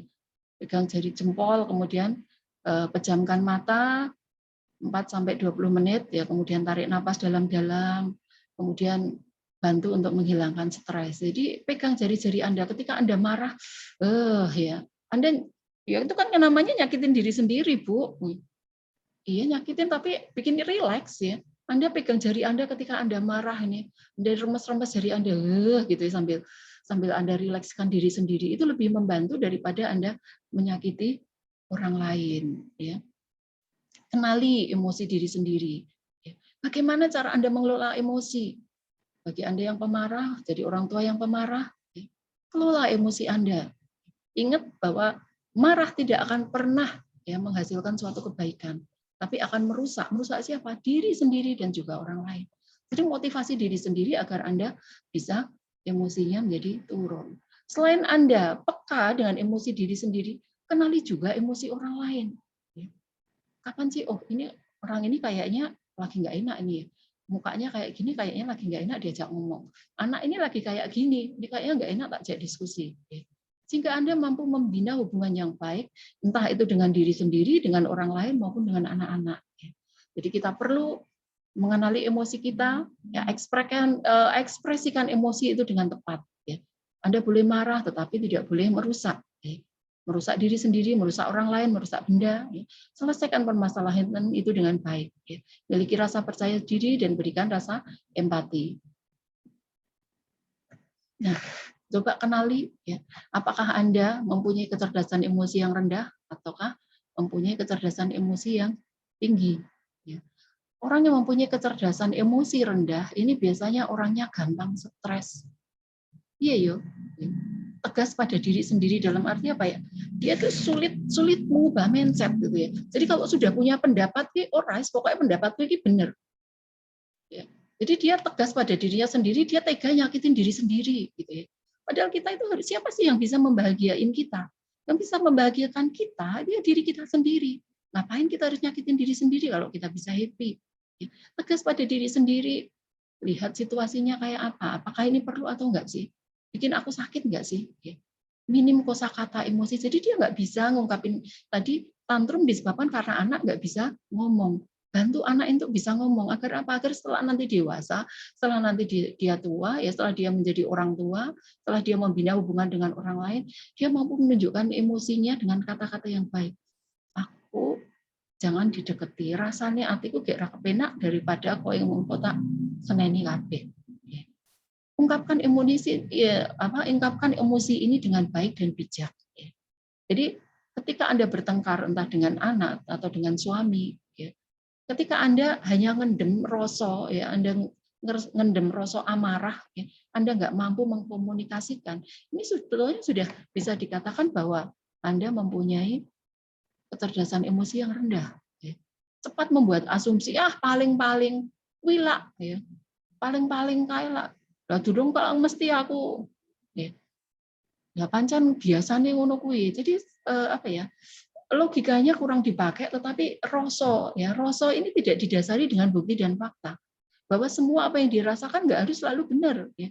Nggak selalu semuanya itu tentang aku, tapi bisa juga tentang dia dan mereka. Ya. Jangan cepat membuat asumsi. Suka nyimpen unek-unek, ya. Diopo-opo dindem dewe. Nggak mau ngomong sama orang lain. Seolah-olah Anda ini Wonder Woman yang bisa menyelesaikan semua masalah, enggak. Ya. Justru masalah ini akan membuat Anda stres, ya, membuat beban Anda bertumpuk, akan menjadi mental illness. Ya. Jadi usahakan apapun unek-unek Anda, ya kalau nggak bisa ngomong, tulis. Ya. Gimana Bu kalau ditulis di medsos? Baiknya jangan. Ya. Orang yang suka ngumbar emosi di medsos atau ngumbar unek-unek di medsos, sebetulnya nggak baik. Ya. Ini bisa dikatakan kalau mau ngumbar emosinya ke siapa? Kalau mau cari bantuan ya cari bantuan yang benar ke siapa ya? Ke orang yang profesional yang memang benar-benar bisa menyelesaikan masalah. Tapi kan orang lain bisa bantu ngasih pendapat lewat medsos, oke. Tetapi itu hanya akan memancing permasalahan baru. Tidak melupakan kesalahan, jadi ngeling-ngeling kesalahannya orang lain sampai kapanpun. Aku loro hati, aku pernah disakiti sama dia tenonombo sampai aku mati misalkan. Dia selalu jadi orang pendendam. Sulit melupakan kesalahan orang lain. Please deh, mulai sekarang ilangin itu. Buat diri kita happy. Sering kita merasa tidak dipahami. Hello. Ketika Anda merasa tidak dipahami, apa Anda juga sering memahami orang lain? Kalau Anda sering merasa tidak dipahami, kenapa Anda nggak memahami diri Anda sendiri? Semuanya itu berawal dari siapa? Berawal dari diri sendiri. Ya, jadi jangan salahkan orang lain atas ketidakmampuan Anda mengelola emosi, mengelola stres Anda, ya mengelola diri Anda sendiri, kemudian nyalain orang lain gara-gara kamu. Ya. Sering anak-anak ini juga dilatih untuk ketika dia terjatuh, pancen waktu iki sing marai, gue iki nakal gue. Anak dibiasakan untuk nyalain orang lain atas tindakan dan ketidakmampuan dia mengontrol dirinya sendiri. Anak berjalan, dia nggak seimbang, itu salahnya siapa? Salah dia sendiri ya memang masanya saat itu memang baru begitu. Tetapi jangan bantu anak, jangan buat anak untuk menyalahkan benda sekitarnya atau orang lain. Gara-gara kakak, gara-gara adik, gara-gara mama. Nggak ada semuanya gara-gara. Yang bikin gara-gara siapa? Diri kita sendiri, ya. Gampang tersinggung itu yang jadi bikin kita mempunyai kecerdasan emosi rendah. Please, ya. Lihat diri sendiri sebelum Anda memarahi anak Anda, sebelum Anda bikin stres anak Anda. Ya. Nah, kontrol emosi stres kita itu ada yang di dalam otak yang namanya amigdala. Ya. Nah, amigdala ini merupakan motivasi emosi, ya pusat motivasi, emosi, dan kontrol, termasuk juga respon terhadap kecemasan, ketakutan, ya. Juga menginterpretasikan bahasa verbal maupun non-verbal. Jadi bagaimana nanti mengekspresin kalau melihat ada orang lain diajak ngomong kemudian mukanya cemberut, ya. Lalu kemudian diajak ngomong itu dengan sedakap, ya. Sedakap itu menunjukkan bahwa dia nggak welcome, ya. Kakinya tertutup, tangannya tertutup, mukanya serius, ya. Menunjukkan bahwa aku sebetulnya nggak nyaman sih sama kamu, gitu ya. Jadi bahasa-bahasa nonverbal ini bisa diinterpretasikan oleh orang lain. Mereka yang mempunyai kepekaan emosi yang baik, dia bisa menangkap sinyal-sinyal kayak gitu. Oh, ini tak ajak ngomong kok sak kecap ini kayaknya dia nggak nyaman sama aku. Oke lah, kita segera berhenti aja dari pembicaraan ini. Jadi yang paling penting pada kontrol emosi adalah amigdala. Nah, amigdala ini dekat dengan hipokampus, dia itu hanya kecil, ya kecil sebesar biji almond. Ya. Nah, kontrol emosi ini nanti seiring dengan bertambahnya usia, volume otak ini makin lama makin tua itu akan nyusut ya 10 sampai dengan 20%. Tapi rata-rata mengatakan kurang lebih 10%, tapi ada juga yang mengatakan maksimal 20%. Bisa bayangin. Ini yang kecilnya sebiji kacang almond ya. Kacang almond ini hampir kayak kacang tanah gede sedikit gitu ya. Kacang tanah segitu dia ikut nyusut juga, sehingga kalau orang jadi tambah tua, itu kontrol emosinya juga makin buruk. Ya. Dia merespon orang lain ini juga makin buruk. Ya. Termasuk di sini ada hipokampus. Ya. Ini bagaimana dia mengingat, ya. Sensorik, informasi, ekspektasinya. Ya. Sehingga kemampuan mengingat orang tua ini juga makin lama makin menurun. Karena apa? Karena volume otaknya makin nyusut. Ya. Nah, ketika masih anak-anak, kita harus bisa mengembangkan semua potensi yang ada di dalam otak anak ini. Ya, jangan sampai otak yang sedang berkembang ini, ya amigdala yang sedang berkembang ini jadi saraf-sarafnya pada putus. Ya. Termasuk ya kalau misalkan Anda, kenapa sih Anda nggak bisa matematika? Kenapa sih anak saya nggak bisa matematika? Please coba diingat. Ya. Apakah dulu waktu Anda mempelajari anak Anda matematika, Anda mengajarinya dengan marah-marah, dengan emosi, ya. Sehingga anak ini ya hipokampusnya untuk pusat memorinya nggak bisa, putus, ya. Pusat memorinya dia nggak mampu mengingat, nggak mampu mempelajari matematika dengan baik. Ketika Anda ngajari anak dengan marah-marah, jangan harap bahwa anak ini akan makin mudeng, tapi justru makin mubeng, makin muntah dia, makin nangis nih anak. Ketika anak ini nangis, orang tua malah tambah marah. Hello, please deh introspeksi diri. Ya. Tahukah Anda bahwa dalam setiap kepala seorang anak terdapat lebih dari 10 triliun sel otak yang siap tumbuh.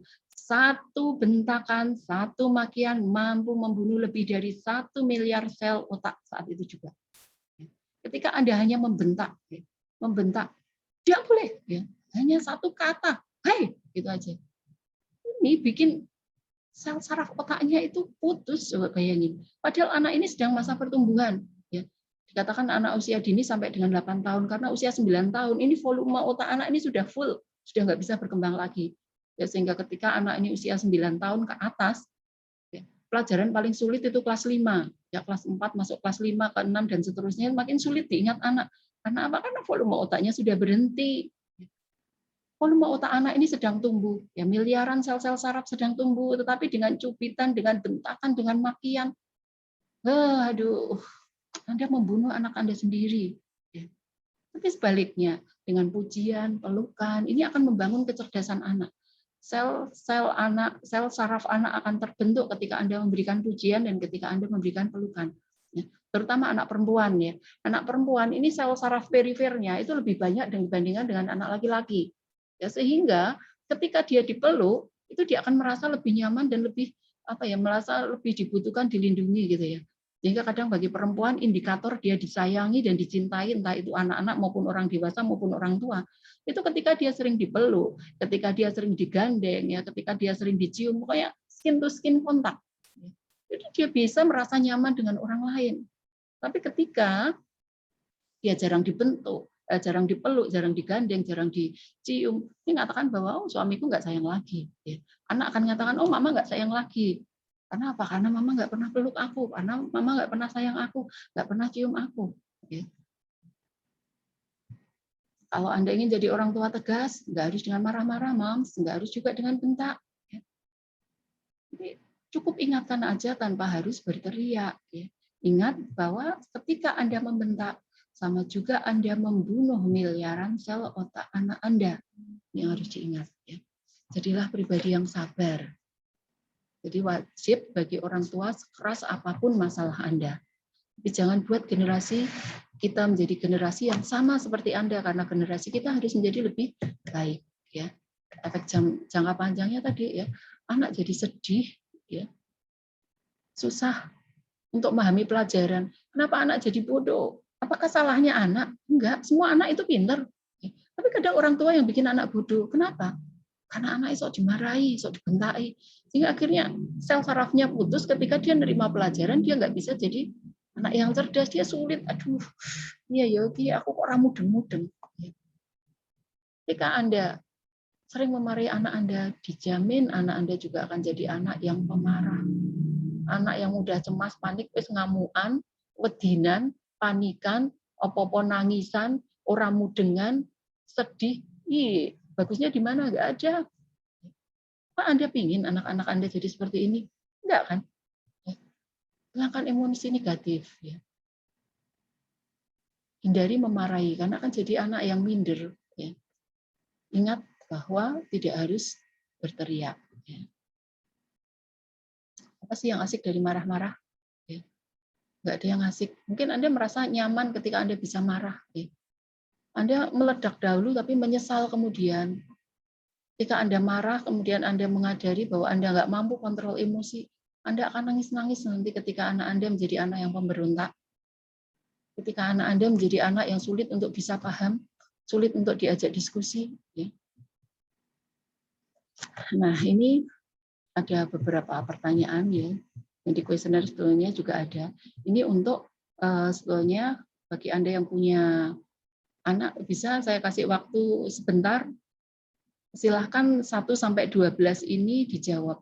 Atau mungkin bagi Anda yang di sini sebagai kader tidak punya balita, ya mungkin Anda ingat dulu waktu dulu, ya. Waktu dulu Anda mempunyai anak Anda masih balita, coba dijawab. Ya. Saya kasih waktu beberapa menit. Ya.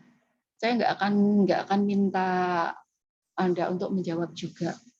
Coba dijawab ya, coba dibaca, kemudian dijawab pakai kertas, kalau enggak ya pakai jari. Kalau ada jawaban ya, jarinya ditekuk gitu ya. Kalau jawaban tidak, diam aja. Kalau ada ya, jarinya ditekuk. Ya kan nanti kira-kira berapa jari yang ketekuk? Atau mungkin juga kalau enggak Anda, ponakan Anda, tapi kalau bisa flashback masa lalu lah. Apakah anak Anda sering sekali terlihat marah tanpa sebab yang jelas? Ya? Seperti misalkan anak gampang nangis, gampang tersinggung, kemudian kalau bereaksi itu berlebihan ya, tadi kalau diajak ngomong pelan dia langsung nyentil gitu ya, tensinya tinggi, ngapain tuh tanya-tanya gitu ya. Apakah anak Anda sering kayak gitu? Ya. Apakah anak Anda tampak menghindar dari teman-teman atau anggota keluarganya? Kalau ada saudaranya datang nggak mau ngumpul, atau dia menjadi anak penyendiri, dia nggak mau kumpul sama orang lain. Kemudian merasa sedih, anak ini koyone sedih banget. Kemudian ya itu tadi menyendiri, kehilangan minat yang terbiasa diminati. Biasanya anak ini sering suka bermain sama si A. Tapi kenapa anak ini sekarang nggak mau? Kemudian pertanyaan ketiga, apakah anak Anda terlihat berperilaku merusak dan menentang terhadap lingkungan di sekitarnya? Anak-anak Anda suka ngamuk, ya, suka merusak dalam arti kalau marah itu banting, kalau nggak banting ya tangannya ini ya mukul-mukul, gedruk-gedruk, intinya ada sesuatu yang dilukai. Ya. Atau mungkin dia mukul temennya, ataukah ya, dia seperti melanggar peraturan, ya. Melanggar peraturan atau tertib di sekolah sedangkan ini dilanggar, kemudian mencuri, ya. Kemudian melakukan perbuatan yang berbahaya bagi dirinya sendiri, nyiksa binatang, ya. Atau juga tidak peduli dengan nasihat yang orang tua berikan, kemudian juga anak ini saling hiperaktif terhadap orang lain, jadi kayak tadi mukul ya, mukul temennya, kalau kecewa dia marah, kemudian dia reaksinya mukul. Terus pertanyaan yang keempat, Apakah anak Anda memperlihatkan adanya perasaan takut atau cemas yang berlebihan yang tidak dapat dijelaskan asalnya dari mana? Aku nggak tahu, Ma, kenapa aku nangis. Aku nggak ngerti kenapa aku takut.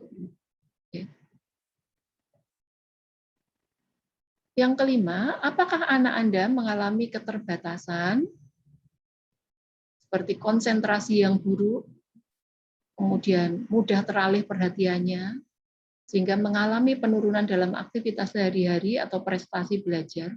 Jadi kalau belajar itu nggak bisa konsen, nggak bisa tahan lama. Ya. Biasanya kalau baca buku 5 menit langsung ngantuk gitu ya. Ya, apakah anak Anda mempunyai konsentrasi yang buruk? Ya. Kemudian kalau baru main seperti ini, terus kemudian baru berapa menit udah minta ganti mainan yang lain, baru berapa menit ganti lagi. Gitu ya. Jadi nggak bisa konsen, ya, nggak bisa konsen dengan satu permainan. Nah, ini apabila sulit konsentrasi, Anda bisa mempelajari anak Anda dengan cara menggambar. Menggambar itu melatih konsentrasi, ya. Termasuk juga bermain puzzle, gitu ya. Apakah anak Anda menunjukkan perilaku kebingungan sehingga mengalami kesulitan dalam berkomunikasi dan membuat keputusan? Coba adik mau pilih ini apa itu? Aku nggak tahu harus milih yang mana. Semuanya bagus, ya. Tapi anak harus tetap milih. Apakah anak Anda suka bingung kayak gitu? Ya. Apakah anak Anda menunjukkan adanya perubahan pola tidur? Biasanya dia tidur 8 jam, tapi kenapa tiba-tiba dia sekarang 5 jam udah bangun, bentar-bentar bangun. Dan bentar-bentar juga mimpi buruk. Terus kemudian apakah anak Anda mengalami perubahan pola makan, seperti kehilangan nafsu makan, atau mungkin makannya jadi banyak banget, atau nggak mau makan sama sekali.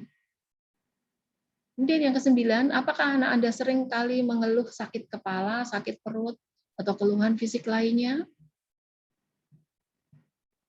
Coba udah dapat berapa lipatan jari Anda? Apakah anak Anda sering sekali mengeluh putus asa atau berkeinginan untuk mengakhiri kehidupannya? Aku rasanya pengen bunuh diri. Aku rasanya pengen pergi dari rumah ini. Rumah bikin aku nggak nyaman, misalnya. Aku pengen minggat. Apakah anak Anda menunjukkan adanya kemunduran perilaku atau kemampuan yang sudah dimiliki?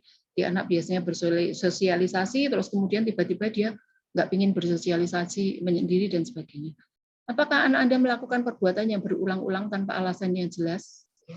Jadi misalkan habis masuk pintu keluar lagi, masuk pintu keluar lagi. Kalau di film itu, di film kartun itu sering diperlihatkan dengan orang yang jalannya mundar-mandir, sampai sini ke sini lagi, sampai sini lagi.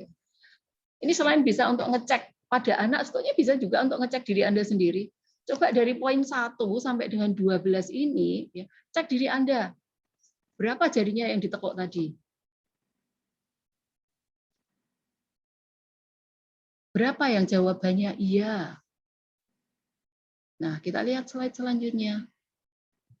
Tarang. Ya. Hitung berapa jumlah jawaban iya. Bila semuanya tidak, tandanya normal. Ya. Anda berhasil jadi orang tua, atau Anda sendiri mempunyai kecerdasan mental yang baik, mempunyai kecerdasan emosi yang baik.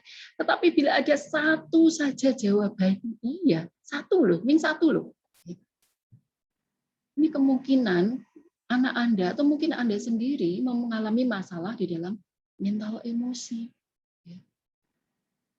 Apabila ada anak yang mengalami dari 12 pertanyaan tadi, ada satu saja jawaban ya, oh harus dilihat, ada yang salah ini sama anak, ada yang salah ini sama diri aku. Ya. Perlu diperiksain. Ya, walaupun nggak selalu, mungkin saat ini jawabannya ya, tapi mungkin ya suatu saat nggak semua. Ya. Apalagi ada 2 jawaban ya. Ini kemungkinan anak mengalami masalah mental emosi. Ini perlu dirujuk ke level yang lebih tinggi. Jadi gitu ya, Moms. Jadi 12 pertanyaan ini kayaknya sepele. Ya.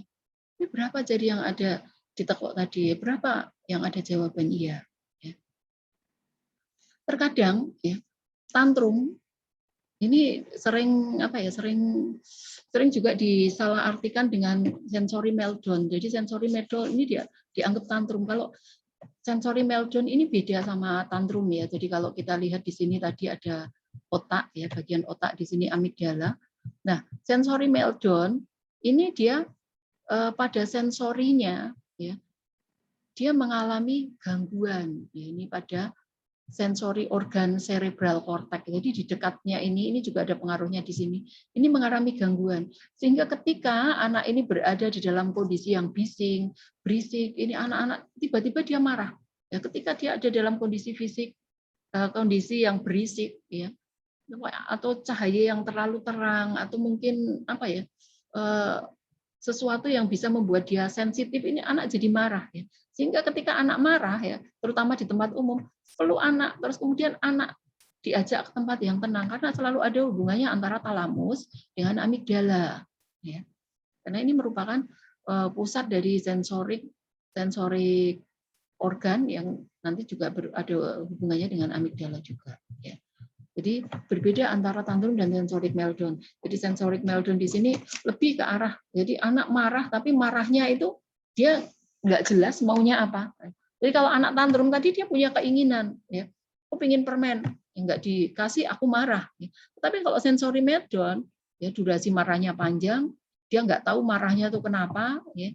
Terus dia nggak mudeng juga harus ngapain, sulit untuk ditenangkan. Ya. Ini sensory meltdown. Ya. Jadi ada sesuatu yang salah mungkin dalam saraf otaknya. Ya. Jadi sensory meltdown di sini no demand, nggak ada permintaan. Ya. Kamu pengen apa, Dek? Kamu pengen apa, Nak? Kamu pengen apa, sayang? Ya. Ketika dia ditanya, dia nggak tahu apa yang dia inginkan, dia nggak ngerti. Ya. Terus kemudian no interest, nggak tertarik dengan dibujui apapun, dia nggak mau. Ya. Udah ya, Mama beliin ini ya. Udah kalau gitu kita baikan, ayo tos dan sebagainya, diajak bercanda dan sebagainya, dia nggak tertarik. Ya. Nggak ada minat, nggak ada tertarik dengan rayuan-rayuan Anda, no way. Ya, aku bukan orang gampangan gitu ya. Jadi ya not in control. Ya, jadi marahnya nggak terkendali. Kalau anak tantrum malah dia dibujuki 5 menit ya, 5 menit maksimal itu harus sudah selesai. Ya, tapi kalau ini bisa lebih dari itu. Dia marahnya juga nggak terkontrol. Nangis seharian udah nangis nyambung lagi, sampai seharian nggak berhenti. Ya, apa mungkin anak ini mengalami gangguan pada otaknya? Ya. Warning sign, ya. Jadi apa ya? Anak ini mudah bereaksi berlebihan terhadap segala sesuatu. Jadi kan tadi misalkan terutama ini yang sering itu meltdown ini sering kepada kebisingan, ya. Jadi suara yang bising itu rasanya bikin emosi, bikin marah, ya. Sehingga biasanya pada anak-anak yang mempunyai saudara banyak, ya saudaranya banyak, terus kemudian jaraknya dekat, jangan bilang kayak kowe bilang gitu ya. Ini juga cenderung anak juga jadi apa ya, gampang marah, ya. Gampang marah karena biasanya keluarga besar ya dibandingkan dengan anak tunggal, itu biasanya anak tunggal ini kontrol emosinya lebih baik daripada anak yang mempunyai keluarga banyak, ya. Kemudian slow to end, ya. Lambat mengakhiri, ya, jadi sulit berhenti. Jadi kalau misalkan anak ini marah, sulit untuk ditenangkan, sulit untuk dihentikan.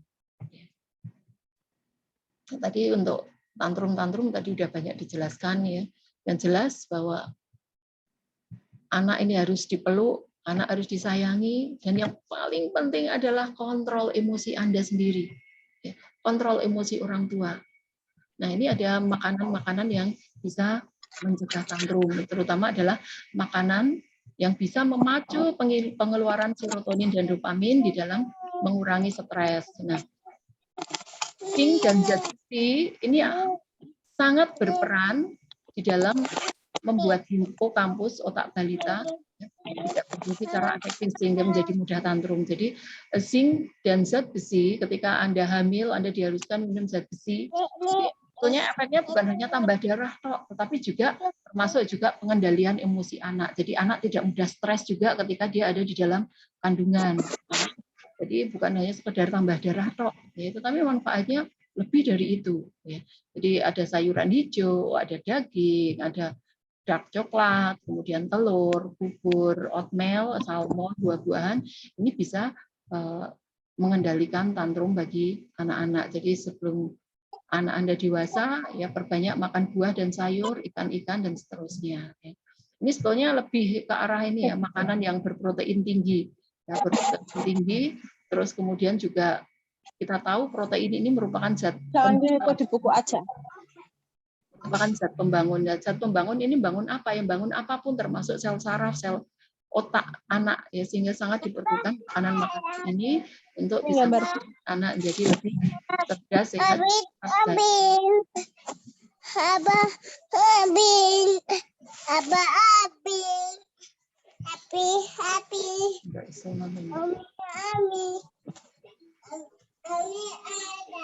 Nomor apa? Oke ya, tadi jadi harus diingat bahwa anak maksimal tantrum harus usianya 6 tahun. Usia masuk SD, usia sekolah, anak harus sudah bisa mengendalikan diri. Marah nggak boleh lebih dari 5 menit. Ya. Harusnya cuma beberapa detik, 2-30 detik itu harusnya. Kalau lebih dari itu gimana Bu? Ya, nggak sampai 5 menit, tapi lebih dari 30 detik. Paling tidak warning. Ya. Harus warning bahwa anak Anda butuh perlindungan, butuh ketenangan. Ingat juga bahwa usia anak, ketika anak usia 9 tahun, volume otak anak ini sudah berkembang maksimal, udah nggak bisa tumbuh lagi. Nggak bisa tumbuh lagi, udah selesai. Tetapi untuk ini ya, prefrontal cortex, di mana ini juga merupakan pusat daya ingat, ini akan berkembang sampai dengan usia 20 tahun. Nah, setelah usia 20 tahun ini baru berhenti. Anda sering lihat di film itu kalau ada orang kejeduk kemudian dia lupa ya. Ini pusat memori. Jadi memori anak ketika Anda disakiti dari anak sampai dengan dia remaja, ini akan selalu diingat memorinya di sini. Nah, ini akan menyebabkan anak ini jadi trauma. Dan setelah 20 tahun baru berhenti. Jadi selalu buat anak Anda bahagia, buat anak ini selalu mempunyai kebutuhan fisiologis yang tercukupi, rasa aman, mempunyai hubungan sosial yang baik, selalu merasa dihargai, dan anak mampu mengaktualisasikan diri, mau mengekspresikan apa yang dia inginkan. Oke, ini ada sedikit.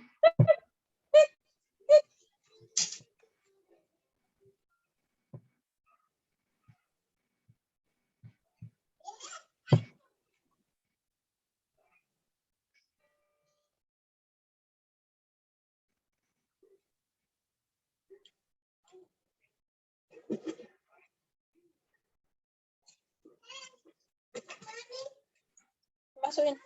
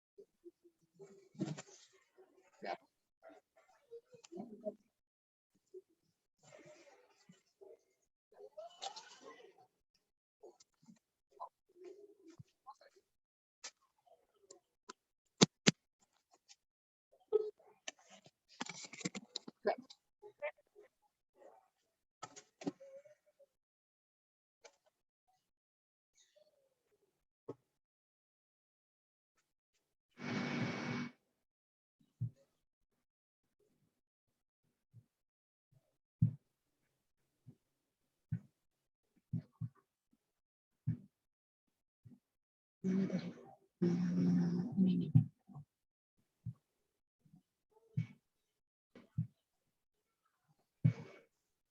Udah nggak apa-apa, udah kesuwen.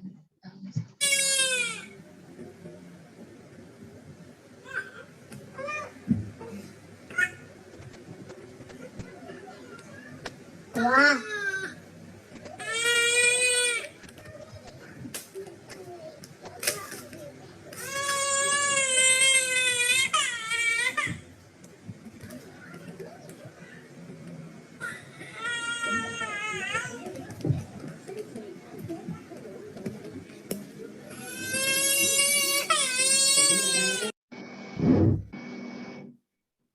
Jadi aku pengen tanya sesuatu.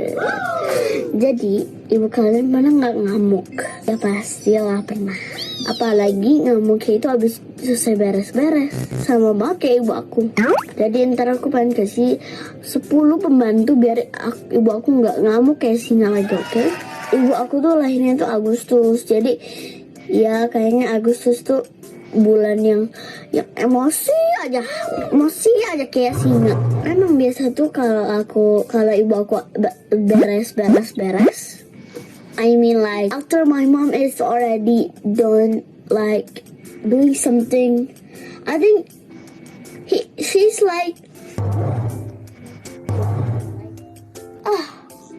dan kalau aku salah taruh barang itu kayak ngamuk langsung. Aku contohin nih, misalnya kalau salah taruh barang, misalnya ibu aku taruhnya kayak gini, aku taruh kayak gini, langsung ngamuk. Nggak tahu kenapa, padahal cuman beda aja, memang posisinya beda aja. Ngapain harus sama ya beda posisinya. Kayak gini nih guys, misalnya pas ibu lagi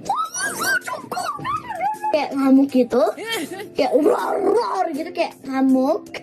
Itu aku biasa aja gini, dengerin aja. Ngomongnya gimana? Kalau ngomong benar-benar gini, besok bapak datang ya.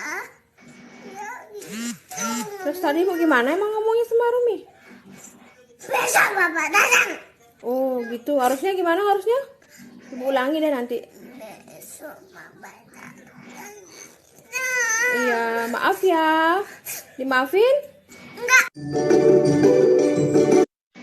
Oke, itu tadi dari gambar video pertama ya. Dari video pertama, ini menurut mom semua, bunda-bunda semua ya, ketika anak ini mukul saudaranya, ini bisa dikatakan anak ini tantrum nggak sih? Sebetulnya bisa dikatakan ya, anak seusia ini, kenapa anak itu kadang suka jambak gitu ya, jambak orang lain.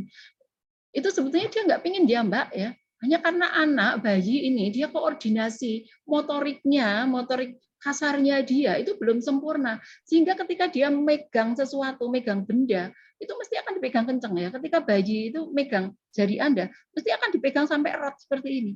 Itu juga ketika dia memegang sesuatu. Anak ini belum bisa ngerasain bagaimana cara mengendalikan. Oh, ini aku pegangnya harus lembut, harus slow biar aku nggak nyakitin. Anak ini, bayi ini nggak ngerti, moms ya, nggak mudeng, belum ngerti dia. Sehingga ketika dia memegang segala sesuatu itu dipegangnya dengan erat. Ya.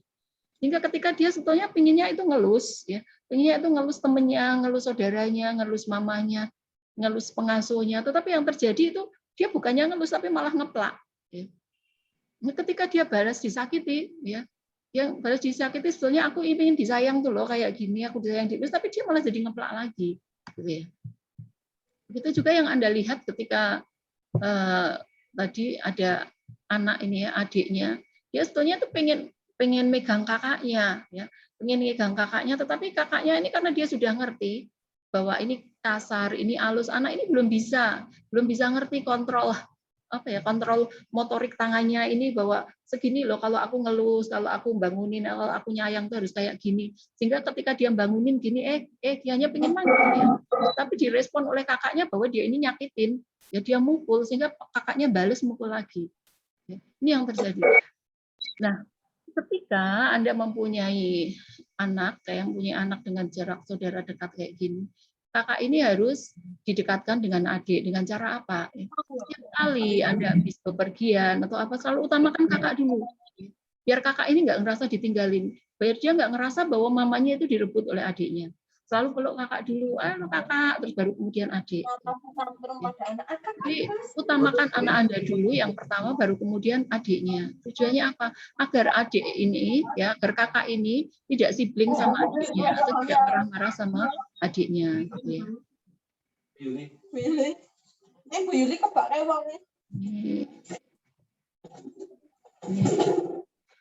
Oke.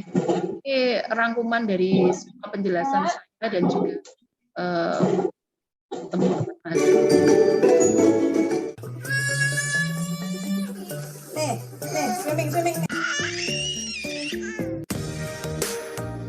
Halo Moms, pada hari ini kita akan membahas tentang tantrum pada anak. Anak merupakan anugerah bagi setiap orang tua. Dalam pertumbuhan dan perkembangan anak, ada fase usia yang disebut anak usia dini. Berapa sih rentang anak usia dini? Yap, anak usia dini berada pada rentang 0 sampai 8 tahun. Anak usia dini berada pada masa keemasan atau golden age. Pada usia ini terjadi perkembangan yang sangat menakjubkan, termasuk perkembangan fisik dan psikis yang merupakan fase terbaik pada anak. Setelah menjadi anak usia dini, muncul adanya perilaku tantrum.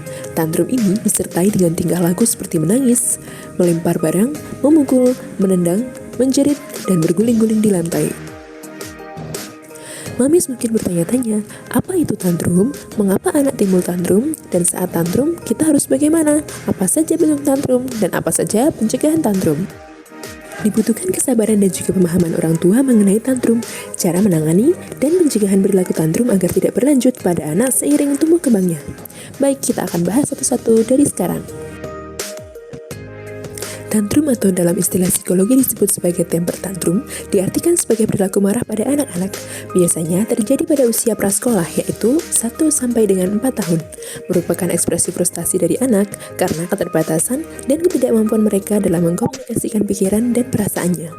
Menurut seorang psikologi klinis di Dallas, Amerika Serikat, Ray Levy PhD, setiap tantrum dihasilkan dari satu hal sederhana, yakni tidak mendapatkan apa yang mereka inginkan. Secara tipikal, tantrum mulai terjadi pada saat anak mulai membentuk sense of self loh moms. Pada usia ini, anak sudah cukup untuk memiliki perasaan me dan my words. Meskipun tantrum merupakan hal yang wajar, bukan berarti ayah bunda bisa membiarkannya ketika sudah melewati batas. Jangan sampai si kecil memanfaatkan tantrum sebagai senjata agar bisa mendapatkan apa yang mereka inginkan.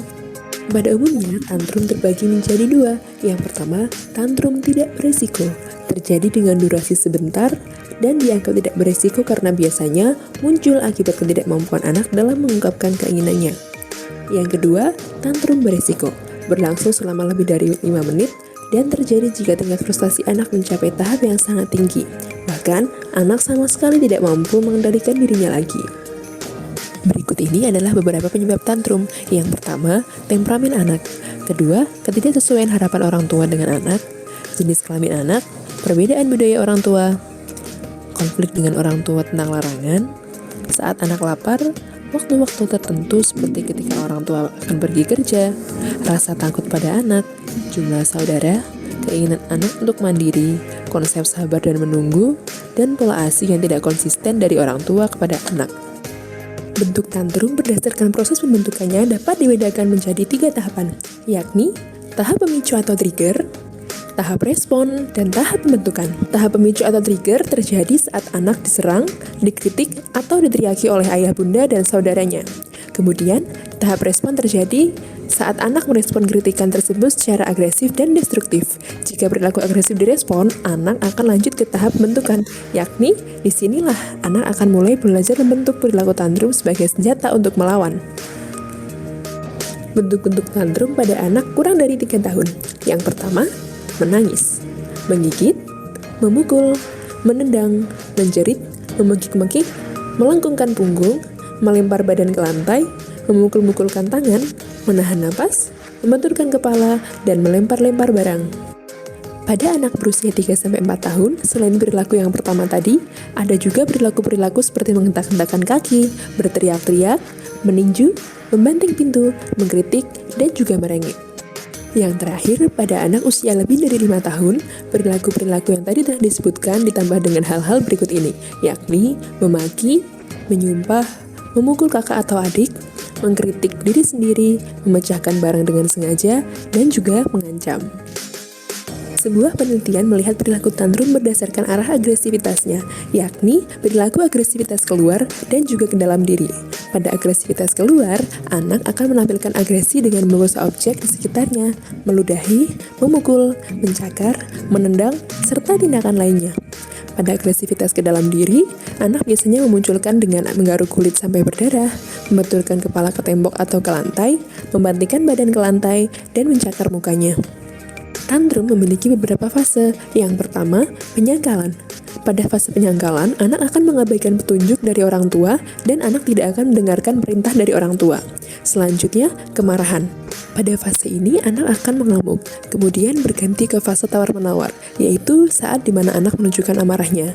Kemudian, yang ketiga adalah bersedih. Saat bersedih, anak akan menangis, dan diakhiri dengan fase penerimaan. Dalam fase penerimaan adalah saat dimana anak sudah mulai tenang dan bisa diberikan nasihat tentang apa yang boleh dan tidak boleh dia lakukan.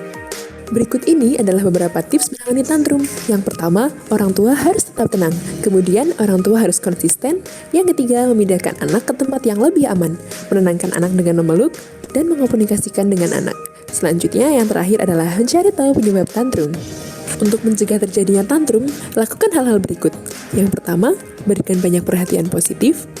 Berikan anak kendali atas hal-hal yang kecil. Jauhkan dari objek yang dilarang. Mengalihkan perhatian anak. Membantu anak mempelajari keterampilan baru, dan mempertimbangkan permintaan anak. Selain memberikan perlakuan, Bunda juga dapat memberikan makanan yang dapat mencegah tantrum. Yang pertama, sayuran hijau, telur, bubur oatmeal, salmon, daging merah, dark coklat, dan juga buah-buahan.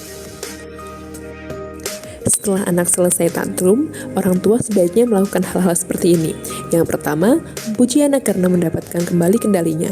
Saat anak tenang adalah waktu untuk pelukan dan berikan kepastian bahwa anak dicintai apapun yang terjadi. Selanjutnya, pastikan anak cukup tidur juga, karena tidur yang cukup dapat mengurangi amukan secara dramatis. Tapi, tantrum juga memiliki dampak positif loh Bun. Yang pertama, setelah lelah, anak akan menjadi mudah tertidur dan lebih nyaman. Kemudian, membuat kedekatan kita sebagai orang tua dan anak lebih terjalin, mengajarkan si kecil memahami aturan yang kita buat, dan juga melatih anak karena menahan emosi terhadap sesuatu. Ingat ya Mams, orang tua merupakan lingkungan pertama bagi anak yang sangat berperan penting dalam setiap perkembangan anak, khususnya perkembangan kepribadian dan emosi anak. Semangat bertumbuh!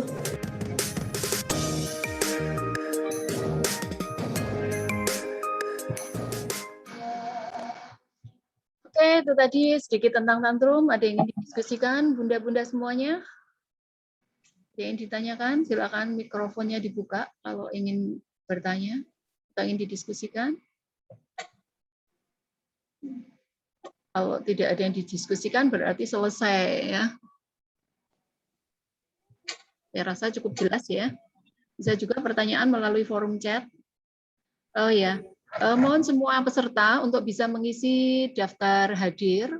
Kemudian juga tadi ada pretest dan kemudian juga ada post-test ya. Jadi pretest sudah kita share di grup juga dan kemudian juga di sini di forum chat. Nanti juga untuk post-testnya juga akan saya share di WA juga dan juga di forum ini. Silakan nanti bisa dikerjakan setelah ini untuk post-testnya ya. Untuk sesi diskusi ada yang ingin ditanyakan?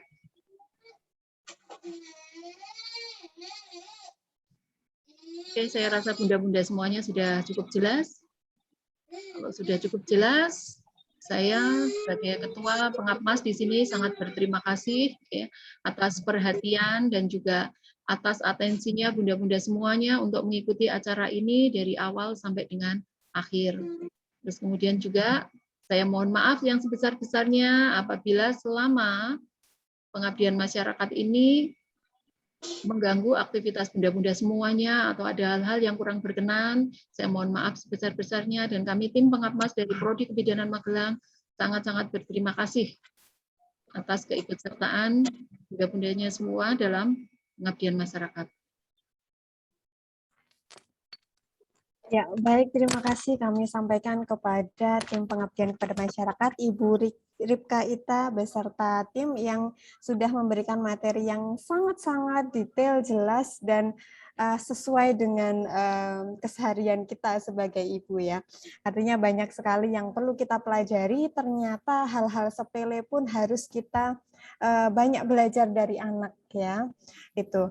Kemudian menyambung dari tadi yang sudah disampaikan Bu Ita, apabila ibu peserta dari kegiatan Pengapas ini ingin mengajukan pertanyaan, boleh silahkan melalui chat room yang ada di bagian bawah dari monitor Zoom Anda, ataupun bisa raise hand dan membuka mikrofon untuk bisa langsung bertanya kepada tim pengabdian kepada masyarakat. Kami berikan waktu, silakan bagi peserta yang ingin mengajukan pertanyaan. Masih ada waktu 5 menit. Sambil nunggu pertanyaan ini, mohon untuk yang menggunakan kode 4321 dan hello, nanti bisa mungkin chat di grup mungkin nama aslinya siapa gitu. Terima kasih. Oke, baik.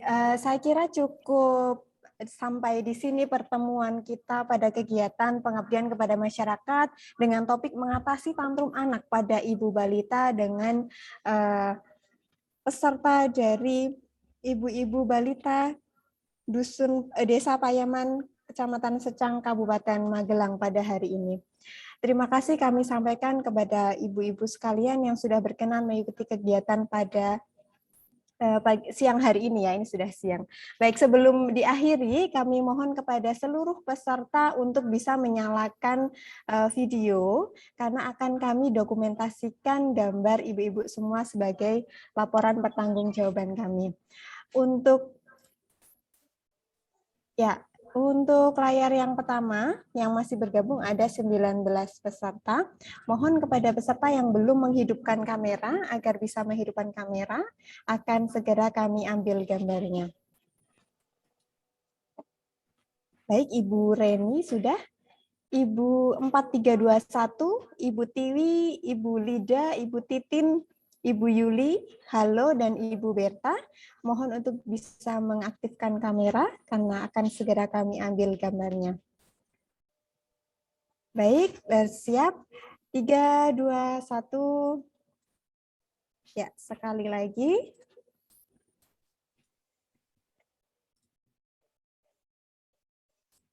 Baik, sekali lagi. 3, 2, 1. Baik. Terima kasih sekali lagi kami sampaikan kepada peserta pengabdian kepada masyarakat dengan topik mengatasi tantrum anak pada ibu balita. Kami sebagai pembawa acara mohon maaf atas kesalahan selama membawakan acara. Kami akhiri. Wabillahi taufik wal hidayah. Wassalamualaikum warahmatullahi wabarakatuh.